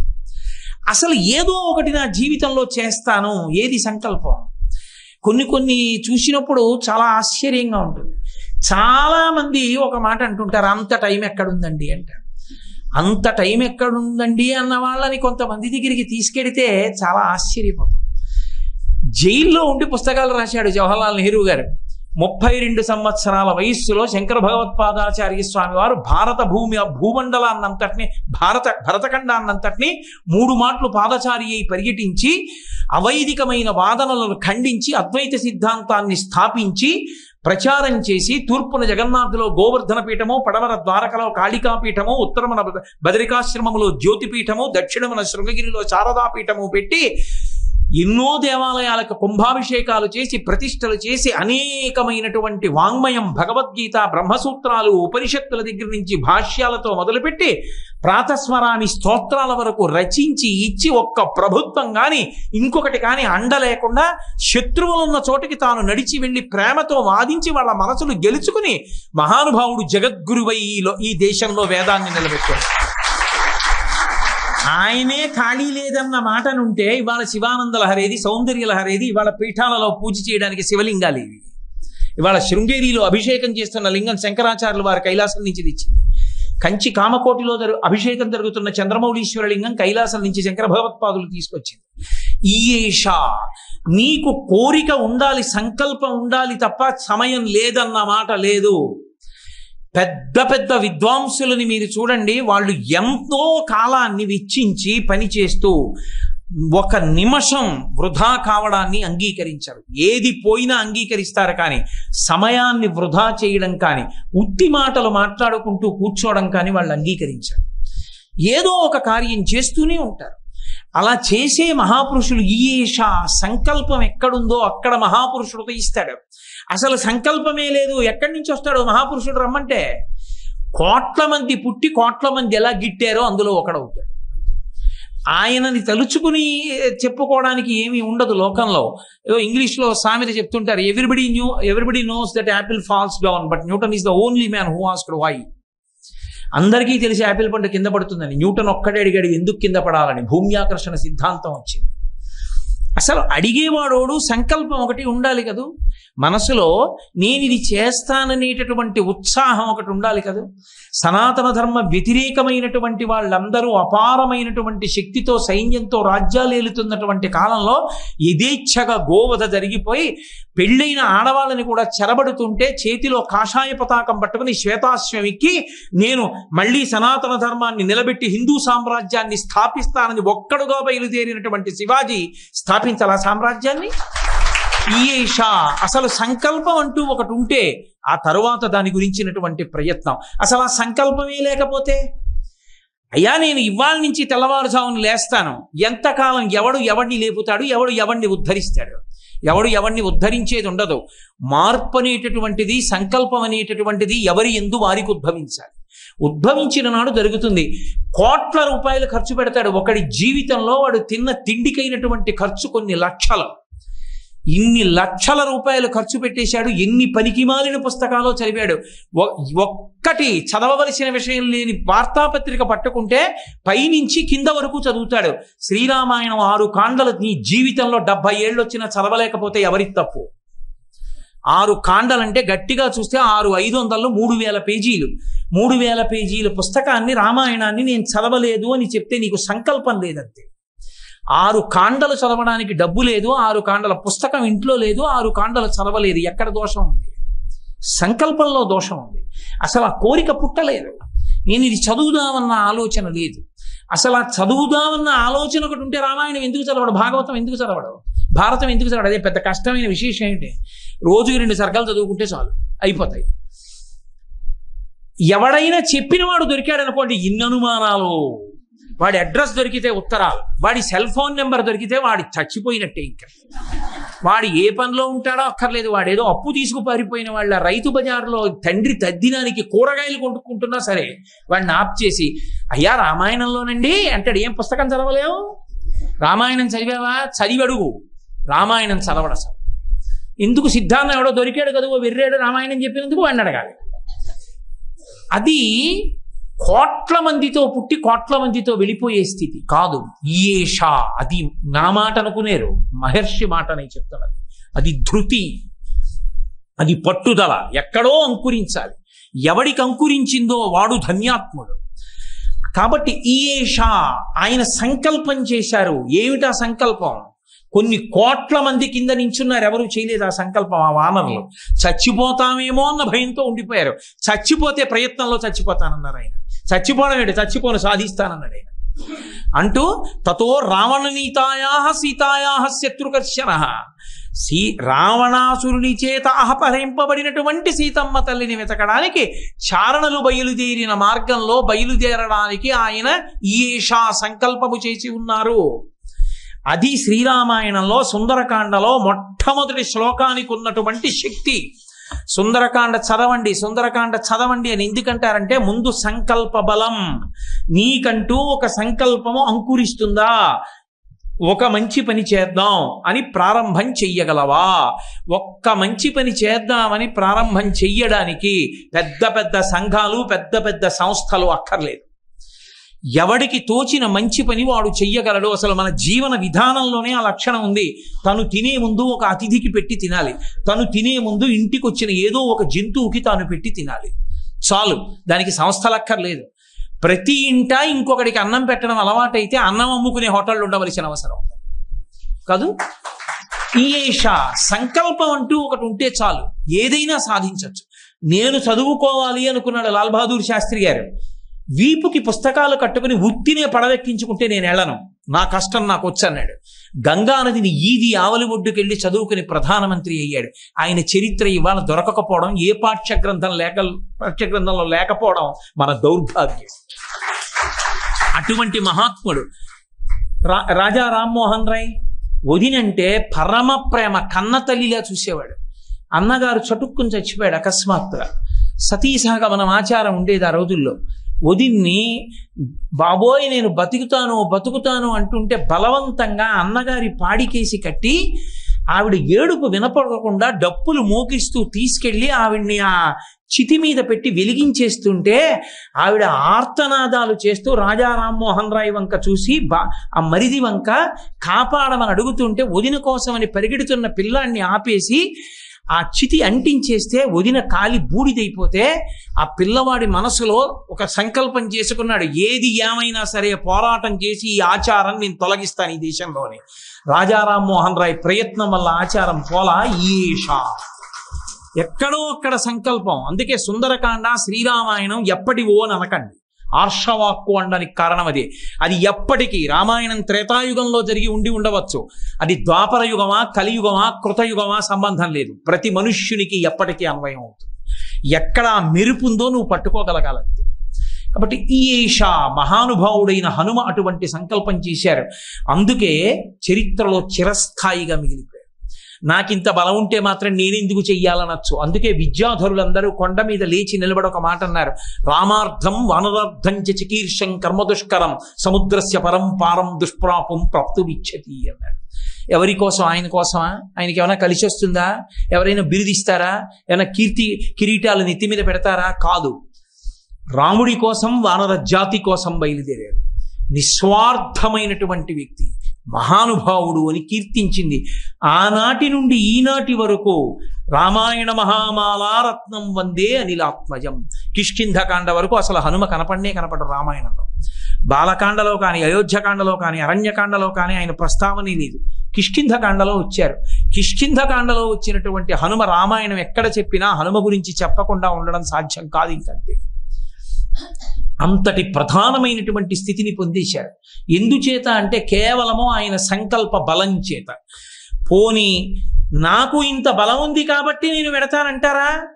అందుకే మహర్షి పక్కనే ఒక మాట అంటారు, దుష్కరం నిష్ప్రతిద్వంద్వం చికీర్షం కర్మవానరః సముద్ర శిరోగ్రీవో గవాంపతిరివా బభౌ అంటారు. అసలు ఆ పని అంత తేలికైన పని ఏం కాదు. అంత తేలిగ్గా అందరూ సంకల్పం చేసే పని కూడా కాదు. దుష్కరం నిష్ప్రతిద్వంద్వం చికీర్షం కర్మవానరః సముద్ర శిరోగ్రీవో గవాంపతిరివా బభౌ. ఆయన దాటవలసిన సముద్రం వంక నిలబడి చూస్తే అంత చంచల స్వభావం ఉన్నటువంటి వానర శరీరంలో ఉండి అంత తీక్ష్ణ దృక్కులతో చూశారు. ఈ సముద్రాన్ని ఇంత వేగంతో ఇలా దాటాలి. ఎంత లెక్క కట్టుకున్నారో మహానుభావుడు. నిలబడి చూస్తూ ఇదంతా నా గొప్పే, నేను దాటగలనన్నారు అనుకోండి, మళ్ళీ అహంకారం. సంకల్పం చేసుకున్నటువంటి వ్యక్తికి ఉండవలసినటువంటి వినయం ఎక్కడ ఉంటుందో అక్కడ వంగి ఉంటుంది. ఎక్కడ వంగి ఉంటాడో అక్కడికి ప్రవాహం ఉంటుంది. నీరు పల్ల మెరుగు నిజము దేవుడెరుగని ఎక్కడ వినయంతో వంగి ఉంటాడో అక్కడికే ఈశ్వర అనుగ్రహ ప్రవాహం. ఎక్కడ పైకి లేచి నిలబడతాడో నా అంతవాణ్ణి నేనని ఆ మెరక మీదకి ఎక్కదు అనుగ్రహం. నీ అంతవాడివి నువ్వు అంటారు. కాబట్టి ఎంత వినయంతో మాట్లాడతారో. యథా రాఘవ నిర్ముక్త శరశ్వసన విక్రమ గచ్చే తత్వద్గమిష్యామి లంకాం రావణపాలితాం నహి ద్రక్ష్యామి ఇది లంకాయాం జనకాత్మజాం అనేనైవ హి వేగేన గమిష్యామి సురాలయం బద్ధ్వా రాక్షసరాజేన రామ మనయిష్యామి రావణం సర్వదా కృతకార్యోహామేష్వామి సహసీతయా అంటారు. నేను 100 యోజనముల సముద్రాన్ని దాటి వెడుతున్నానంటే ఆ శక్తి నాది కాదు. మహానుభావుడైనటువంటి రామచంద్రమూర్తి తన ఎడంచేత్తో బంగారు కోదండాన్ని పట్టుకుని కుడి చేతిని వెనక ఉన్నటువంటి అక్షయ బాణ తూణీరంలోంచి తీసినటువంటి బంగారు బాణాన్ని వింటినారికి సంధించి ఆకర్ణాంతములాగి విడిచిపెట్టినప్పుడు రామచంద్రమూర్తిలో ఉన్నటువంటి శక్తి బాణములోకి ప్రవేశించి ఆయన ధనస్సు నుండి వినిర్ముక్తమైనది వెళ్లి ఎదురుగుండా ఉన్న లక్ష్యం మీద ఎలా పడిపోతుందో అలా రామచంద్రమూర్తి యొక్క అనుగ్రహము నాలో శక్తిగా ప్రవేశించడం వల్ల 100 యోజనముల సముద్రాన్ని దాటగలుగుతున్నాను తప్ప ఇది నా శక్తి కాదంటారు. ఆ వినయము లేని నాడు ఎంత ప్రయత్నమున్నా ఎంత దక్షత ఉన్నవాడైనా ఆదర్శ పురుషుడు కాలేడు. ఇలా చూపించుకోవడం గొప్ప విషయం కాదు. ఇది గురువుల వైభవం, ఇది మా తల్లిదండ్రుల అనుగ్రహం, ఇది పరమేశ్వర అనుగ్రహం అన్నవాడు గొప్పవాడు. అందుకే షట్పది స్తోత్రం చేస్తూ శంకరాచార్యుల వారి మొదటి కోరికగా, ఆయన కోరిక మన కొరకు, అవినయమపనయ విష్ణోహో అంటూ మొదలుపెట్టారు. ఈశ్వరా నాకు అవినయాన్ని తీసేయి, అహంకారం తీసి వినయాన్ని కటాక్షించు అన్నారు. ఆ వినయానికి మారుపేరు మహానుభావుడు స్వామి హనుమ యొక్క వినయం చూస్తే అబ్బా ఏమి వినయం రా అనిపిస్తుంది. అందుకే బుద్ధిర్ యశో బలం ధైర్యం నిర్భయత్వ మరోగత అజాడ్యం వక్పటత్వం చ హనుమాత్ స్మరణాత్ భవేత్. ఆయన్ని తలుచుకుంటే చాలు ఎటువంటి వాడికి కూడా ఈ లక్షణములన్నీ కలుగుతాయి అంటారు. అంత వినయం. ఎంత వినయం అంటే ఇక్కడే కాదు, ఆఖరికి 100 యోజనముల సముద్రాన్ని దాటి ఆవలొడ్డుకు వెళ్లి ఉరిపోసుకుంటున్న సీతమ్మకి రామచంద్రమూర్తి యొక్క క్షేమవార్త చెప్పి ఆమెకి బ్రతుకు మీద తీపి పుట్టించి ఆమెకి రామచంద్రమూర్తి యొక్క హస్తాభరణాన్ని ఉంగరాన్ని అందించి శాంతి చేకూర్చినటువంటి హనుమను ఉద్దేశించి సీతమ్మ తల్లి మాట్లాడుతూ, ఇన్ని కోట్ల మంది వానరములలో ఒక్కడు కూడా 100 యోజనములు దాటి లంకాపట్టణాన్ని రాలేకపోయాడు కదా, రేపు పొద్దున్న యుద్ధం ప్రారంభమైతే ఎవరొస్తారని అడిగింది. ఇంకొకడైతే నిజమేనమ్మా అంటాడు. కానీ ఆయన అన్నారు, అమ్మా మద్విశిష్టాశ్చ తుల్యాశ్చ సంతి తత్ర వనౌకసహ మత్త ప్రత్యవరః కశ్చిన్ నాస్తి సుగ్రీవ సన్నిధౌ అన్నారు. అమ్మా నీకు తెలియని విషయమా, అంతఃపుర స్త్రీల దగ్గరికి పంపించేటప్పుడు ప్రభువులు తన దగ్గర ఉన్న పరివారంలో అందరికన్నా తక్కువ శక్తి ఉన్నవాడెవరో వాళ్లే పంపిస్తారు. అమ్మా రామచంద్రమూర్తి నన్ను నీ దగ్గరికి పంపించాడంటే నాతో సమానులు ఉన్నారు, అధికులు ఉన్నారు, కానీ నాకన్నా తక్కువ వాళ్ళు లేరు, కాబట్టి ఎవరు రారమ్మా అందరూ వస్తారు. అది ఆయన వినయం అంటే. శక్తి ఉండడం కాదు, ఉపాయం ఉండడం కాదు, దక్షత ఉండడం కాదు, ధైర్యం ఉండడం కాదు, దానికి వినయం తోడైన నాడు ఈశ్వరానుగ్రహ ప్రసరణం. అందుకే ఇంత బుద్ధిమతాం వరిష్టం లంకాపట్టణంలోకి వెళ్ళిన తరువాత సీతమ్మ తల్లి జాడ కనిపెట్టలేక చతురంగుళమత్రోపి నామకాశస్య విద్యతే రావణాంతఃపురే తస్మిన్ యంకపిర్న జగాయ సహా అన్నారు. 4 అంగుళములు విడిచిపెట్టకుండా లంకాపట్టణాన్ని అంతటినీ వెతికేశాను, అయినా నాకు సీతమ్మ కనపడలేదే.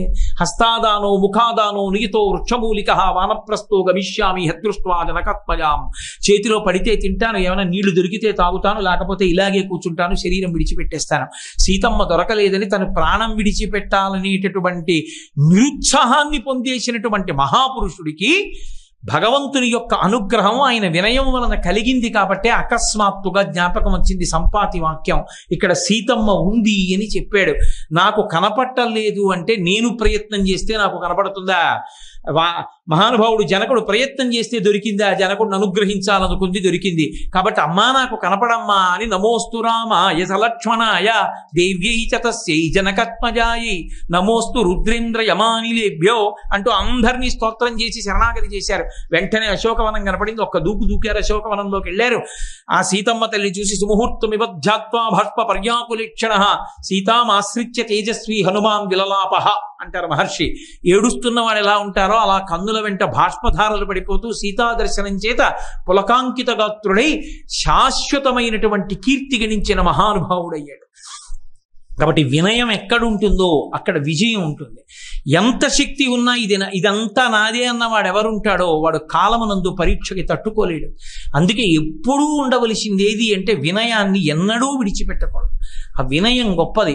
భీష్మాచార్యుల వారు మహాభారతంలో ఎంత వినయంతో ప్రవర్తిస్తాడో, గురువులు కనపడితే ధర్మరాజు ఎంత గౌరవంతో ప్రవర్తిస్తాడో, తన రాజ్యాన్నే కబళించి తననంత బాధ పెట్టిన పెద్ద తండ్రి అయిన ధృతరాష్ట్రుడి పేరెత్తితే నమస్కారం చేసి మాట్లాడతాడు. రాయబారితో మాట్లాడిన నిజంగా వినయం అన్న మాట ఎంత గొప్పదో మనకి పౌరాణిక వాంగ్మయం చూస్తే అర్థమవుతుంది. వామనమూర్తి ఆఖ్యానంలో బలిచక్రవర్తిని వరుణపాశాలతో కట్టేశారు. రాజ్యమే పోయింది, బెంగపెట్టుకోలేదు. తాతగారైన ప్రహ్లాదుడు సభలోకి నడిచేస్తుంటే బొట బొట బొట బొట ఏడిచేశాడు. ఏమిరా రాజ్యం పోయింది, ఏడవలేదు. అందరూ పారిపోయారు, ఏడవలేదు. ఇదేమిరా ఇప్పుడు ఏడుస్తున్నావు అన్నారు. నేను ఏడుస్తున్నది రాజ్యం పోయిందని కాదు, మహాభక్తుడు ఇంతటి కీర్తి ప్రతిష్టలున్న మా తాతగారు నడిచొస్తుంటే 2 చేతులు ఎత్తి ఇలా నమస్కరించలేదు, నేల మీద పడలేదు, వరుణపాశాలతో కట్టేశారని ఏడుస్తున్నానన్నాడు.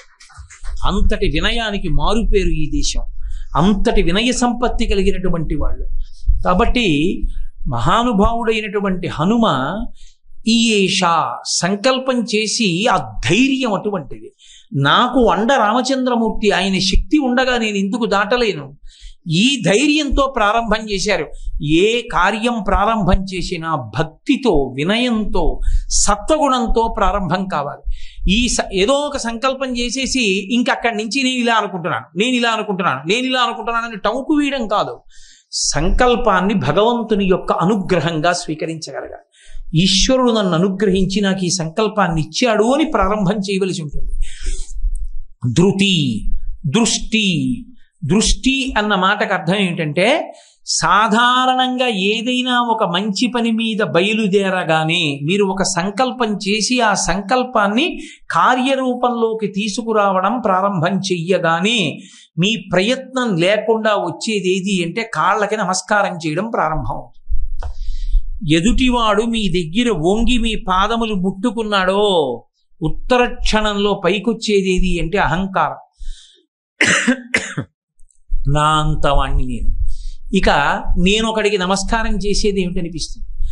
రోజు 100 మంది కాళ్ళకి నమస్కారం పెట్టారనుకోండి, వాడు పాడైపోయినంత తేలిగ్గా ఎవడూ పాడైపోలేడు. ఎందుకో తెలుసా? వాడు పరిశీలించుకోకపోతే ప్రమాదానికి లోనైపోతాడు. ఎదుటివాడు ఎందుకు వంగి నమస్కారం చేస్తున్నాడు కాళ్ళు పట్టుకుని, ఎందుకు ఎదుటివాడు నేల మీద పడిపోతున్నాడు తన్ని చూడగానే, అయ్యా మీరు నిలబడ్డారు, నేను ఎంత కింద పడిపోవాలో అంత కింద పడిపోయాను, ఈ భూమి అడ్డు లేకపోతే ఇంకా కింద పడిపోదు, నేను కింద పడిపోవడానికి హద్దు లేదు, అంత కింద పడిపోయాను, మీరు నిలబడిన వారు, నన్ను పైకెత్తండని కింద పడ్డాడు. ఇప్పుడు నీ మీద కర్తవ్యం ఉందా? అహంకరించడానికి అవకాశం ఉందా? కింద పడ్డవాడు చాలా సంతోషంగా ఉన్నాడు. ఎందుకంటే ఎవరి ముందు పడిపోవాలో వాడి ముందు పడిపోయానన్న ధైర్యంతో పడిపోయాడు. ఎత్తవలసిన కర్తవ్యం నీది, అందుకుని వంగవలసింది నువ్వు, మాట్లాడవలసింది నువ్వు, నీ ఊపిరిని పణంగా పెట్టవలసింది నువ్వు. నీ కర్తవ్యం పెరిగింది. అందుకని పడిపోయిన వాడిని చూసి వాడు పడిపోయాడు నేను గొప్పవాడిని అనుకుంటే నువ్వు పాడైపోతావు. నమస్కారం పుచ్చుకోవడం అంత తేలిక కాదు. ఒక్క నమస్కారం పుచ్చుకోవడం వెనక ఎంత కర్తవ్యత, నిష్ఠ ఉండవలసిన అవసరం ఉంటుందో. అందుకే పరిశీలనం అనేటటువంటిది అంత అవసరం అవుతుంది. అది లేదనుకోండి, పాడైపోవడానికి సత్కారము, సన్మానము, నమస్కారము, పొగట్ట వీటికన్నా తేలిక మార్గాలు ఇంకొకటి ఉండవు. నేను మీతో ఒక యథార్థమైన సంఘటన చెప్తాను. నేను ఒకానొకప్పుడు నా దగ్గరికి ఒక పిల్లాడు వచ్చాడు, పళ్ళవి పట్టుకుని వచ్చాడు నా దగ్గరికి. ఏమయ్యా ఇలా వచ్చావు అన్నాను. ఆ రోజుల్లో టాలెంట్ టెస్ట్లని పెడుతుండేవారు స్కూల్స్లో. ఏదో ఒక జిల్లాకో 2 జిల్లాల్లో స్కూల్స్ కలిపి పెట్టేవారు.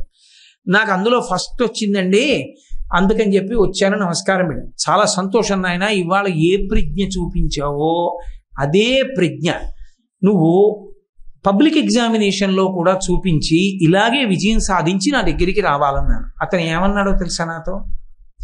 అతను అన్నాడు, ఎందుకు రాదండి, ఇక్కడ చేసిన వాడిని అక్కడ చేయనేమిటి, తప్పకుండా వస్తున్నాడు. నేను వాళ్ళ నాన్నగారిని పిలిచి చెప్పాను, మీ వాడిని ఈ పరీక్షకు పంపించడం తప్పైంది, మీరు పంపకుండా ఉండవలసింది, జాగ్రత్త సుమా అని చెప్పాను. ఇంకొకడు ఓ 2 రోజులు పోయిన తర్వాత వాళ్ళ నాన్న నా దగ్గరికి తీసుకొచ్చాడు. వీడు చాలా బాగా చదువుతాడండి, వీడికి 3rd ర్యాంక్ వచ్చింది మొన్న పెట్టిన పరీక్షలో, ఏడుస్తూ కూర్చుంటున్నాడు, వీడు చదవట్లేదు, నాకు రాదు ఇంకా ర్యాంక్ అంటున్నాడు. అంటే నేను అన్నాను, ఏమయ్యా ఎందుకయ్యా ఏడుస్తావు? నీవు ఏ స్థాయిలో ఉన్నావో, ఇంకా నువ్వు ఎంత వృద్ధిలోకి రావాలో, ఇంకెంత పరిశ్రమ చేయాలో తెలుసుకునే అవకాశం వచ్చింది నీకు ఇప్పుడు. కాబట్టి అవకాశాన్ని సద్వినియోగం చేసుకో. నువ్వు మొదటి ర్యాంకును దాటుతావు, అంతేగాని నువ్వు ఏడుస్తూ కూర్చుంటే వస్తుందా?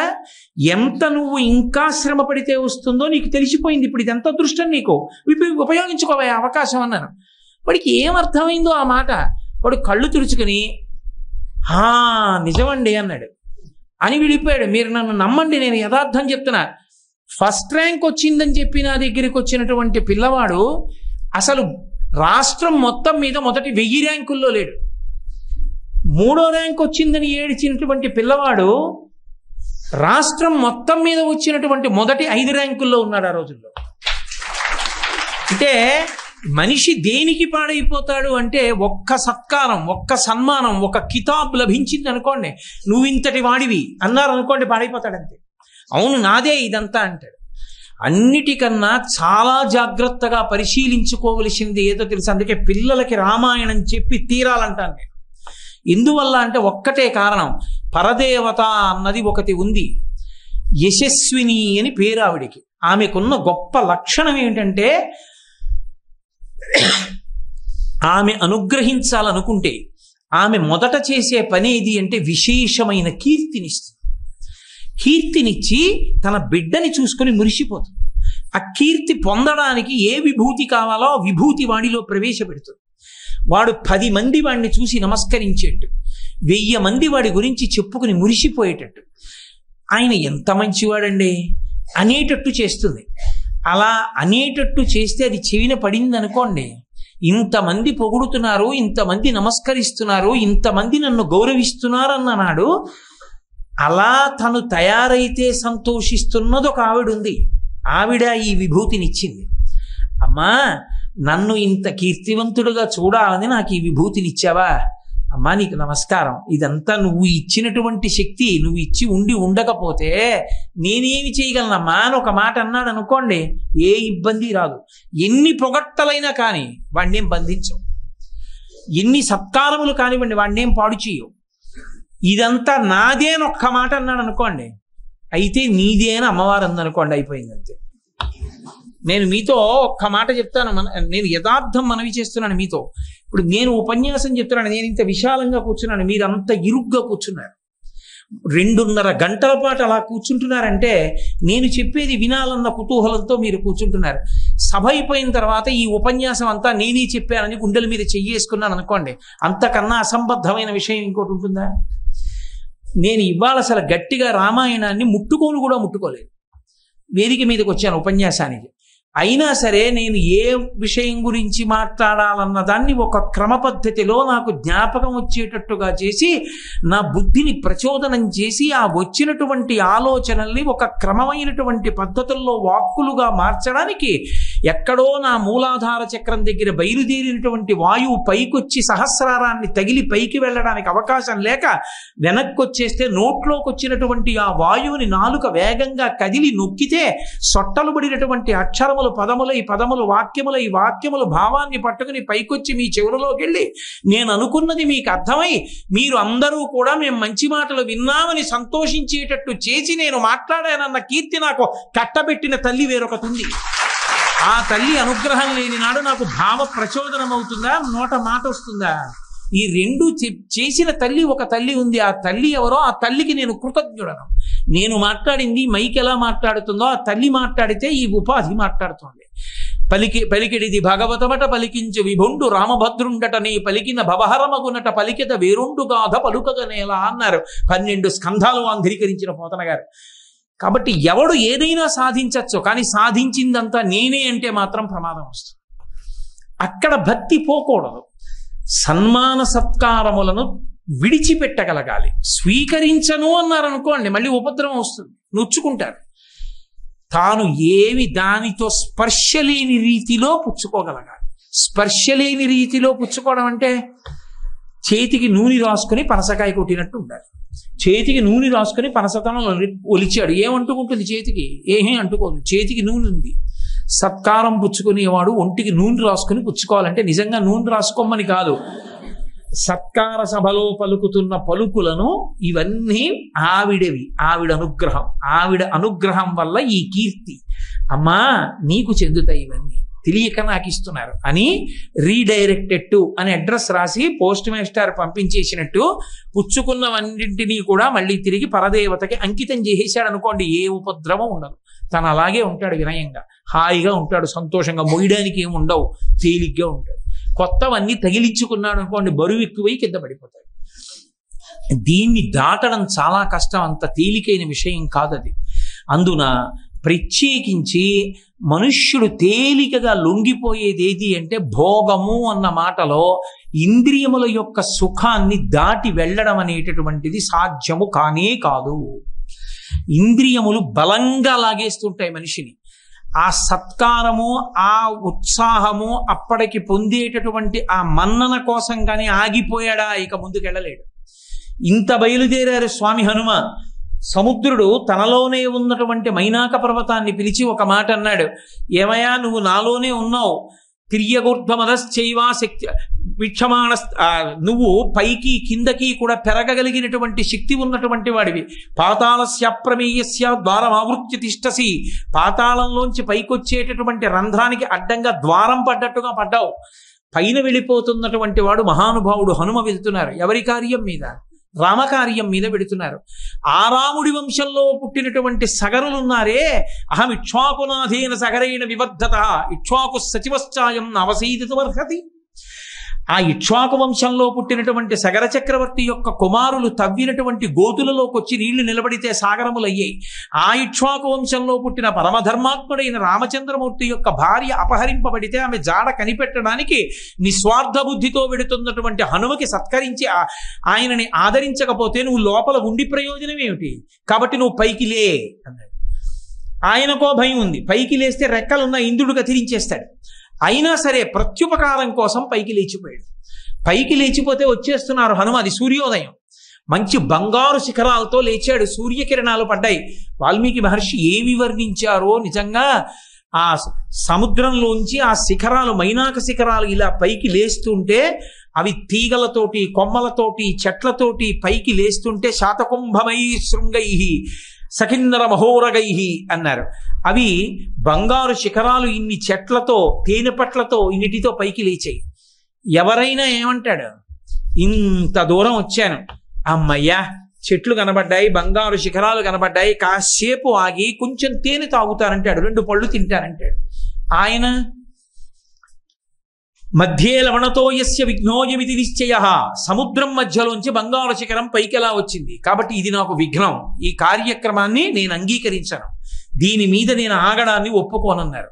ఉరసాపాతయామాస జీమూత వివమారుత, తన వక్షస్థలంతో ఒక్క దెబ్బ కొడితే శిఖరములన్నీ చూర్ణములై కింద పడిపోయాయి. వెంటనే మనుష్య శరీరాన్ని పొందాడు మైనాకుడు. నిలబడి నిపత్యమమ శృంగేషు విశ్రమస్వ యథాసుఖం అతిథిక్కిల పూజార్హ ప్రకృతోపి విజానత అంటాడు. ఏమి ఆర్షవాక్కులండి రామాయణం అంతా. అతిథిక్కిల పూజార్హ ప్రకృతోపి విజానత. అతిథి భగవంతుని యొక్క స్వరూపం. అటువంటి అతిథి వచ్చినప్పుడు అతిథికి తప్పకుండా పెట్టాలి. సామాన్యమైన వాడు, ఏమీ చేతకానివాడు అతిథిగా వస్తేనే అతిథి యందు భగవంతుణ్ణి చూసి ఆరాధిస్తాం కదా. నీ వంటి నిస్వార్థపరుడైనటువంటి రామభక్తుడు వెళ్ళిపోతుంటే ఆదరించద్దు. అందుకని ఒక్కసారి కిందకి దిగవయా, నా శిఖరముల మీద వాలవయా, ఆ కాసింత తేనె తాగు, 2 పళ్ళు తిను, కాస్త విశ్రాంతి తీసుకో, అప్పుడు బయలుదేరు అన్నాడు. అటువంటి వాణ్ణి ధిక్కరించి మాట్లాడితే గౌరవంగా ఉండదు. కాబట్టి అయాచితంగా కనపడిన దాన్ని స్వీకరించరని కఠినంగా మాట్లాడరు. ప్రీతోస్మి కృతమాతిథ్యం అన్యురేషోపనీయతాం తరతే కార్యకాలో మే అహస్యాప్యతివర్తతే ప్రతిజ్ఞాత మయా దత్తానస్తాతవ్యమిహాంతరే అంటారు. ప్రీతోస్మి కృతమాతిథ్యం, చాలా సంతోషం, మీరు నాకు ఆతిథ్యం ఇచ్చినట్టే, రండి ఒక్కసారి ఒక్క కప్పు కాఫీ తాగెళ్ళండి అన్నాడు ఎవరో ఒక ఆయన అలా పెడుతుంటే. అయ్యో కాఫీ ఏమిటంటే, మీరు నాకు భోజనమే పెట్టినట్టు, ముఖ్యమైన పని మీద పెడుతున్నాను, ఇప్పుడు కాదులేండి. ఓ మర్యాదతో కూడుకున్నటువంటి వాక్యం. నేను ముక్కుకి సూటిగా మాట్లాడతానండి, కుండ బద్దలు కొట్టినట్టు మాట్లాడటం కాదు, మాట ఎందుకు గౌరవం ఉండాలి. కాబట్టి ప్రీతోస్మి కృతమాతిథ్యం మన్యురేషోపనీయతాం తరతే కార్యకాలో మే హస్యాప్యతివర్తతే ప్రతిజ్ఞాచమయా దత్తానస్తాతవ్యమే. సరే, నేను ప్రతిజ్ఞ చేశాను, మధ్యలో ఆగను. రామచంద్రమూర్తి బాణం లక్ష్యం మీద వెళ్ళిపోతుంది కానీ మధ్యలో ఆగదుగా, అలా వెడతానన్నాను కాబట్టి వెళ్ళిపోతాను. కాబట్టి నేను చీకటి పడే లోపల వెళ్ళిపోవాలి, మీరు నాకు ఆతిథ్యం ఇచ్చినట్టే. ఒకసారి ఇలా చేత్తో ముట్టుకుని వెళ్ళిపోయారు. ఇది మీరు చూడండి, నేను ఇందాక విద్యార్థి విషయంలో చెప్పానే, చాలా చోట్ల చాలా సంస్థలు మఖలో పొట్టి పుబ్బలో మాడిపోవడానికి కారణాలు అవి. ముందు ప్రారంభం అవుతాయి, ఏదో ఒక కార్యక్రమం మొదలుపెట్టి చెయ్యడం మొదలుపెట్టేటప్పటికి కాస్త కీర్తి రావడం ఏమిటి, ఆ పాలక మండలిలో స్థానాల కోసం రాజకీయాలు అల్లర్లు ప్రారంభం, అంతే, ఆ సంస్థ మూతపడిపోతుంది. కారణం ఏమిటి అంటే ముందు కీర్తి కండూతి. నేను ఇలా చెయ్యాలన్న కోరిక కన్నా అది దాంట్లో ఏ కీర్తి వస్తుందన్న తాపత్రయం. మహానుభావుడు మహాత్మా గాంధీ గారు సబర్మతి ఆశ్రమంలో కూర్చుని ఉంటే బాబు రాజేంద్ర ప్రసాద్ గారు వెళ్ళారు ఆయన దగ్గరికి. వెళ్ళి, అయ్యా నేను కూడా సేవ చేద్దాం అనుకుంటున్నాను, నాకు కూడా ఏదైనా అప్పచెప్పండి అన్నాడు.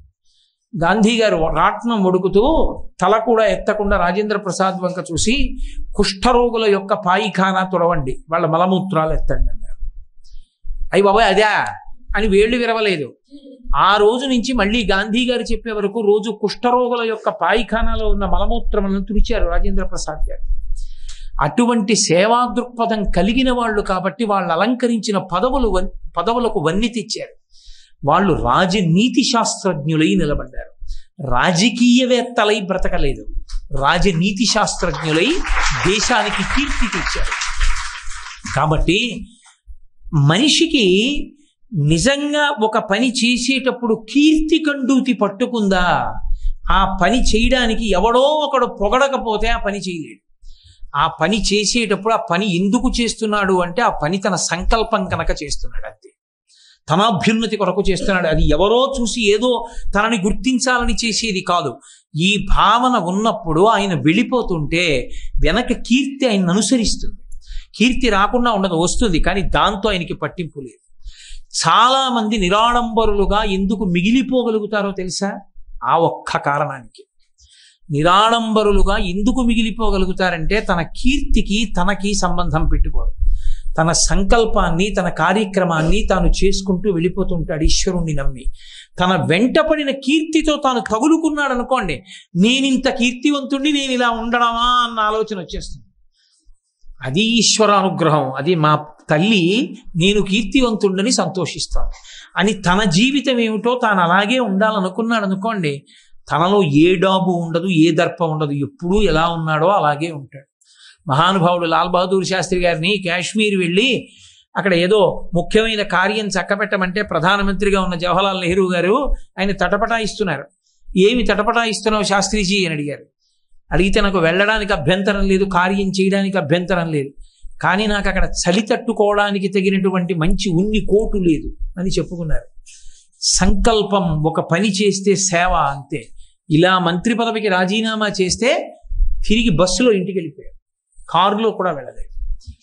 సంకల్పం ఎవరి కోసమో కాదు, చిత్తశుద్ధితో నేను నా కోసం చేసుకుంటున్నాను అంతే, నన్ను ఎవరో చూడాలని కాదు. కీర్తి అన్నదానితో ఒకసారి అంటుకుపోయాడు అనుకోండి, అన్నిటా భయమే. ఓ దేవాలయానికి వెళ్ళి క్యూలో నించోడానికి కూడా సిగ్గు. నా అంతటి వాడిని క్యూలో నించోడం, ఎంతటి వాడివి ఈశ్వరుడి ముందు నువ్వు. ఆ భావన ఉంటే అందరి బిడ్డలు ఎటువంటి వారో నేను ఈశ్వరుడి ముందు అటువంటి వాడిని, అందరం కలిసే పెడతాం అంటాడు. తాను లైన్లో నించోడానికి ఓ సిగ్గు, ఎందుకని? తానింతటి వాడిని తనకి తాను ఒక హెచ్చరిక. నేను నించోవడం ఏంటి, అందుకని నేను నించోడానికి వీల్లేదు, నేను నాకు విఐపి రికమెండేషన్ లెటర్ పట్టుకుని నేను వెళ్ళాలి. ఈశ్వరుడు పిలవాలి నిన్ను, నువ్వు కాదు లెటర్ పట్టుకుని వెళ్ళవలసింది. నువ్వు వెడితే ఈశ్వరుడు నిన్ను చూడాలని కోరుకుని నీ ప్రయత్నం లేకుండా నువ్వు ఆ దేవాలయంలోకి వెళ్ళగలగాలి. అది నీ భక్తి. అంతేకాని నేను గొప్పవాడిని అని నువ్వెన్నాళ్ళు వెంపర్లాడతావు. ఆ గొప్పతనం ఉండే గొప్పతనం కాదు. పూర్వం ఏదో చిన్నతనంలో జిగురు ఇవ్వకపోతే, అంటించడానికి అన్నం ఇవ్వకపోతే ఉమ్ముతడితో గాలిపటానికి తోకలు అంటించేవాళ్ళం. ఇలా ఎగిరేటప్పటికి ఆ తోక ఉడికింద పడిపోయేది, గాలిపటం అటుపోయేది. అలా అంటించుకున్న కీర్తితో నువ్వేమి ఎదుగుతావు, ఎదగలేవు. రామకృష్ణ పరమహంస ఒక మాట చెప్తుండేవారు, ఉడువుకి నోటికి కాస్త తేనె రాస్తే అది నాకుతూ ఏం చేస్తుందంటే ముందు తేనె ఉందనుకుని గోడ నిలువుగా ఎక్కుతుంది బలిలా. పిల్లలు కొంతమంది చూశారా, ఉడుము పైకెక్కి ఆ గోడలో ఉన్న ఆ గోడ పైకెక్కి కూర్చునేది, మళ్ళీ గోడ కిందకి దిగొచ్చో కన్నంలో దూరుతుండేది. ఈ ఉడుము బాగా ఎక్కేస్తోందిరా పైకని పిల్లలు ఏం చేశారంటే అది కన్నంలోంచి బయటకు వస్తున్నప్పుడు పట్టుకుని దాని తోకకి 4 రాళ్ళు కట్టారు. ఆ ఉడుము కొంచెం గోడ పైకి ఎక్కేది, దాని తోకకున్న రాళ్ళు బరువు కింద పడిపోతుంది. ఇంకా అప్పటి నుంచి ఆ గోడపైకి ఆ బుడుము ఎక్కలేకపోయింది అన్నారు రామకృష్ణ పరమహంస. ఎవడైనా సరే తన తోకకి కీర్తి అన్నది కట్టుకున్నవాడు అలాగే పడిపోతాడు, ఏ గోడ ఎక్కలేడు. రాళ్ళు ఎంత ఎక్కువ అవుతుంటాయో అంత కింద పడుతుంటాడు. అందుకే కీర్తి మీద స్పృహ అతిగా పెంచుకోవడం మంచిది కాదు. కానీ యశమునందనురక్తియు ప్రకృతి సిద్ధ గుణంబులు సజ్జనాళికిన్, నా గురించి నలుగురు మంచిగా చెప్పుకోవాలి తప్ప చెడుగా చెప్పుకోకూడదన్న భావన ఉండడం తప్పు కాదు. కానీ ఎవడేం చెప్పుకుంటున్నాడని కనుక్కోవడమే జీవితంలో ప్రయోజనంగా మాత్రం బతకూడదు. కాబట్టి ఒక కార్యం చేసేటప్పుడు ఆ కార్యంలో వాడు దక్షతతో ముందుకెళ్ళి నిలబడతాడు అనడానికి ఉండవలసిన ప్రధాన లక్షణాల్లో ఒకటిగా చెప్పబడింది. అందుకని ధృతి, దృష్టి, మతి, దాక్ష్యం సకర్మసున సీదతి. కాబట్టి దీన్ని పరిశీలనం చేసుకోవడం నేర్చుకోసుమా. ఇది దాటితే ధృతి, దృష్టి, మతి. మతి అంటే పరిశీలనాత్మకమైనటువంటి బుద్ధి. ఏ పని చెయ్యవలసి ఉంటుందో ఆ పనిని చేస్తూ ఉండాలి. కానీ ఆ పనిని చేసేటప్పుడు ఈ పని చేయడం వల్ల నాకు ఒక ప్రయోజనం కలగాలనేటటువంటి కోరిక లేకుండా చేసుకుంటూ వెళ్ళాలి. నేను స్నానం చేశాను అనుకోండి, రోజునండి తెల్లవారకట్ట 5 అయ్యేటప్పటికి నేను స్నానం చేస్తాను, రోజు సంధ్యావందనం చేస్తానని చెప్పకూడదు. మీరు కొంతమంది చూడండి, నేను చాలా ఆనెస్ట్ అండి అంటారు. నేను ఆనెస్ట్ అంటే you are supposed to be honest. నువ్వు అలా ఆనెస్ట్గా ఉంటావని నమ్మి నీకు ఉద్యోగం ఇచ్చారు. అంతేగాని నేను చాలా ఆనెస్ట్ అండి ఏంటి, నువ్వు if you are dishonest you will be imprisoned. Being honest is not an additional qualification, you are supposed to be honest. క్షమించండి ఇంగ్లీష్లో అందరూ. ఒకటి నిజాయితీగానే ఉండాలి, అంతేగాని నిజాయితీగా ఉండకుండా ఇంకోలా ఉంటావని నీకు ఉద్యోగాలు ఇవ్వలేదు. నేను నిజాయితీగా ఉంటానండి ఏంటి, నేను అన్నం తింటానండి అన్నట్టు. నువ్వు అన్నం తినడం ఎంతో నిజాయితీగా ఉండడం అంతే. నిజాయితీగానే ఉండాలి, ఇంకోలా ఉండకూడదు. కాబట్టి ఒక పని చేసేటప్పుడు ఆ పనిని చెయ్యడాన్ని ఆ పని కొరకు చెయ్యాలంతే తప్ప ఆ పని చెయ్యడం పెద్ద గొప్ప విషయంగా మనసులోకి అంటించుకుని చేయకూడదు. అంటించుకుని చేస్తే ఏమైపోతుందంటే అదో బంధనం కింద పడిపోతుంది. మీరు చూడండి, ఒక్కొక్కడు అంటాడు నాకు అసలు ఈ గొడవలు ఏమీ పట్టవండి అంటాడు. ఏదో ఒకటి పట్టించుకుంటే గొప్పవాడు అవుతాడంటే ఏమీ పట్టదు నాకని వాడు గొప్పతనానికి పోతాడు. వాడిని ఏం చేయగలం ఇంకా. కాబట్టి ఏదో ఒకటి పట్టుకోవడంలో అన్నీ విడిచిపెట్టానండం కూడా నేను మళ్ళీ ఓ గొప్ప విషయం కింద స్వీకరించాలనుకోండి, అదో ప్రమాదానికి కారణం అవుతుంది. కాబట్టి ఏది ఎందుకు చేస్తున్నాడో అంతవరకు మాత్రమే చేసి విడిచిపెట్టేయాలి. లోపలికెళ్ళి బయటికి రావడమే, అంతేగాని బంధనంలో ఇరుక్కోకూడదు. అడ్డుకొచ్చింది దాక్షాయణి అన్న పేరుతో. ఆ దాక్షాయణి పార్వతీదేవి పేరండి, అదేం మామూలు పేరు, సురస ఆమె. అందుకే దాక్షాయణి నమోస్తుతే అన్నారు హనుమావిణ్ణి. పార్వతీదేవి యొక్క స్వరూపంగా కొనియాడారు. ఆ సురస అడ్డంగా వచ్చింది. ఆవిడేం ఉత్తినే రాలేదు, ఆవిడంతటా ఆవిడ రాలేదు. సముద్రం మీద వెళ్ళిపోతున్నారు ఆయన. అక్కడ ఉన్న దేవతలందరూ ఇల్లు అడిగారు, అయం మాతాత్మజ శ్రీమాన్ ప్లవతే సాగరోపరి హనుమాన్ నామతస్యత్వం ముహూర్తం విఘ్రమాచర అన్నాడు. అమ్మా వెళ్ళిపోతున్నాడు అప్రతిహతంగా. ఏది అడ్డెళ్ళు ఒక్కసారి ఓ పరీక్ష పెట్టు, ఏమవుతాడో చూద్దాం. దేవతల పరీక్ష అది. ఒక్కొక్క మంచి పని చెయ్యవలసి ఉంటుంది. ఆ మంచి పని రోజూ చెయ్యవలసినవి, వాటిని నిత్యకర్మలు అంటారు. వాటికి ఏం ప్రయోజనం ఉండదు.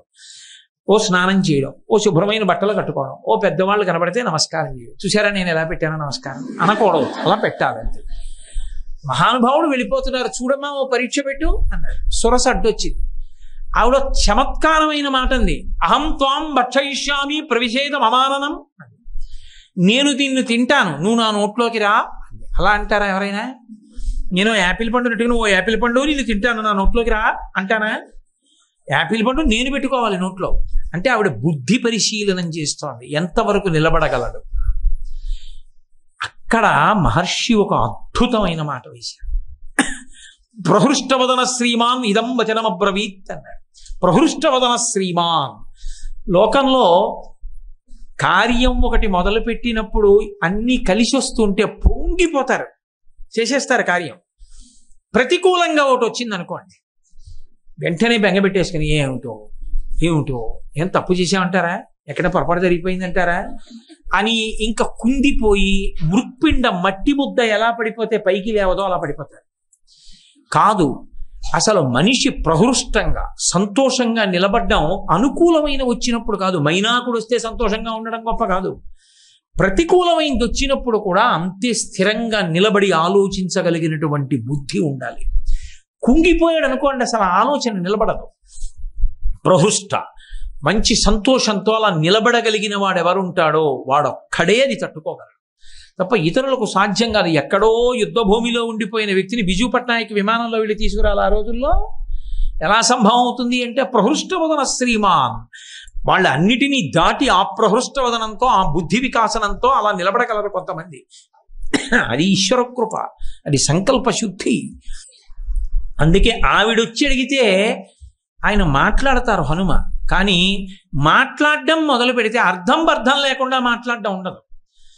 ఎక్కడ ఎంత మాట్లాడాలో అంతే మాట్లాడతారు తప్ప ఇప్పుడు రామకథ అంతా మొదలుపెట్టి అయోధ్య, దశరథ మహారాజు గారు, పుత్రకామేష్టి ఇవన్నీ మాట్లాడరు.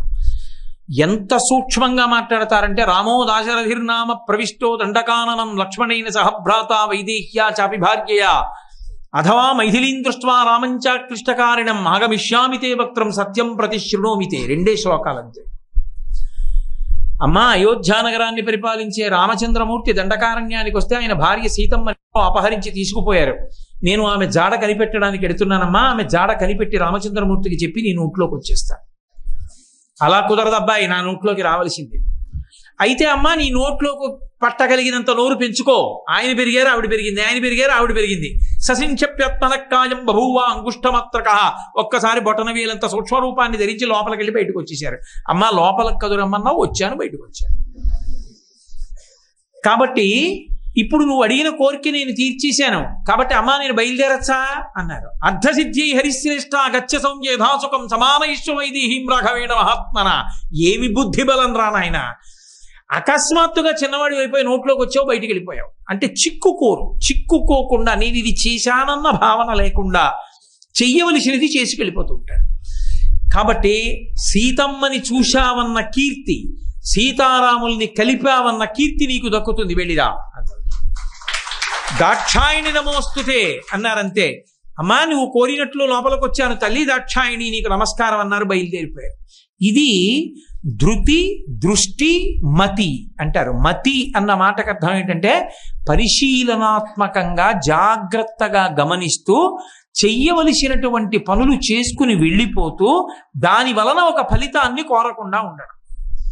ఫలితాన్ని కోరకుండా చేసుకుంటూ వెళ్ళిపోతాడు. ఇవన్నీ ఒకెత్తు. ఇది దాటిన తరువాత వచ్చే గండం ఉందే, అది దాటడం సాధారణంగా ఎవరికీ సాధ్యం కాదు. అక్కడ పడిపోతారు అందరూ.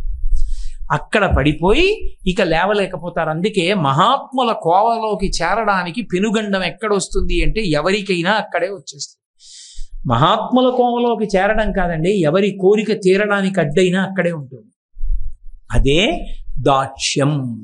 దాక్ష్యం అంటే ఏ పని చెయ్యకుండా ఉండాలో ఆ పని చెయ్యకుండా ఉండగలిగినటువంటి ప్రజ్ఞ. ఎందుకంటే ఈ పని చెయ్యండి అని నేను అన్నాను అనుకోండి, ఆ పని చెయ్యడం తేలిక. ఈ పని చెయ్యొద్దు అని నేను అన్నాను అనుకోండి, చేయకుండా ఉండడం చాలా కష్టం.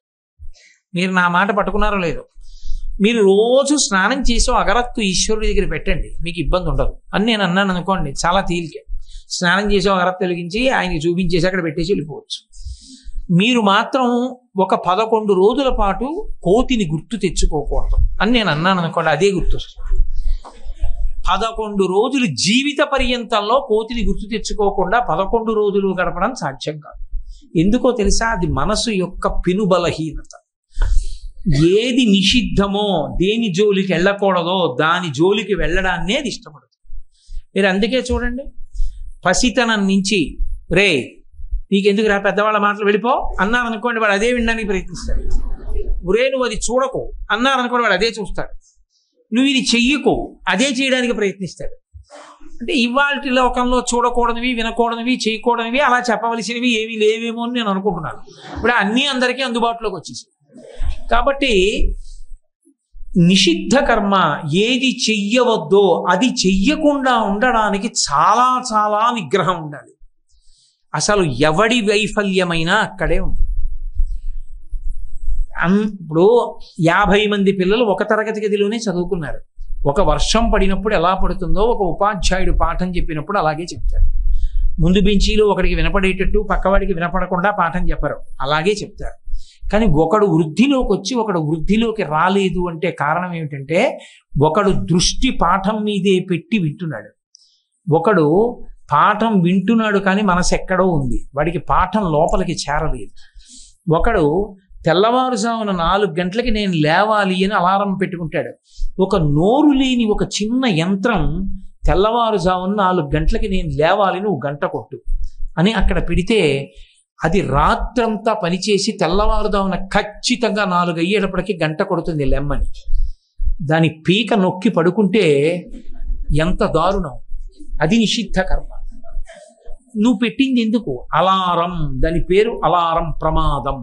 నువ్వు అది మోగినప్పుడు లేవకపోతే కొంప మునిగిపోతుంది. ఇంకొక పావుగంటని పడుకుంటే 6:30కి తెలివి వస్తే నువ్వు చదువుకునేది బూడిదైపోయింది, పోయింది. 2:30 గంటలకి చదవడానికి ఏం లేదు. నువ్వు లేస్తే పని నడుస్తుంది, లేవకపోతే ప్రమాదం వస్తుంది. దాన్ని నొక్కేయడం కాదు, లేచి కూర్చుని నిలబడి ఈశ్వరుడికి నమస్కారం చేసి కాస్త ముఖ ప్రక్షాళన చేసుకోవడానికి విడితే ఉంచుకుంటావు. ఇంకొక 5 నిమిషాలను దాన్ని నొక్కేస్తే ఇక అది కొట్టదు.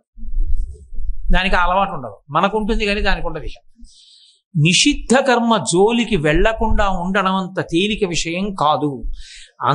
ఇప్పుడు ఒక్క క్లాసులో చదువుకున్న వాళ్ళలోనే ఒకడు ఐఏఎస్ అవుతున్నాడు, ఒకడు ఐపీఎస్ అవుతున్నాడు, ఒకడు ఐఐటి ఖర్గపూర్లో సీట్ వస్తోంది, ఒకడు 27 ఏళ్ళు వచ్చినా ఏ ఉద్యోగం లేక సైకిల్ బెల్ల కొట్టుకుంటూ వెడుతుంటే ఆ పక్కనే కారులో ఆగి వాడితో చదువుకున్నవాడే కారు అద్దం దింపి ఎరా బాగున్నావా, ఏమైనా ఉద్యోగం వచ్చిందా అని అడిగి అద్దం పైకెత్తేసి భార్యతో కలిసి కారు డ్రైవ్ చేసుకుంటూ వెళ్ళిపోయాడు. ఎక్కడ తేడా వచ్చింది? ఇద్దరు ఒక్క తరగతిలో చదివితే.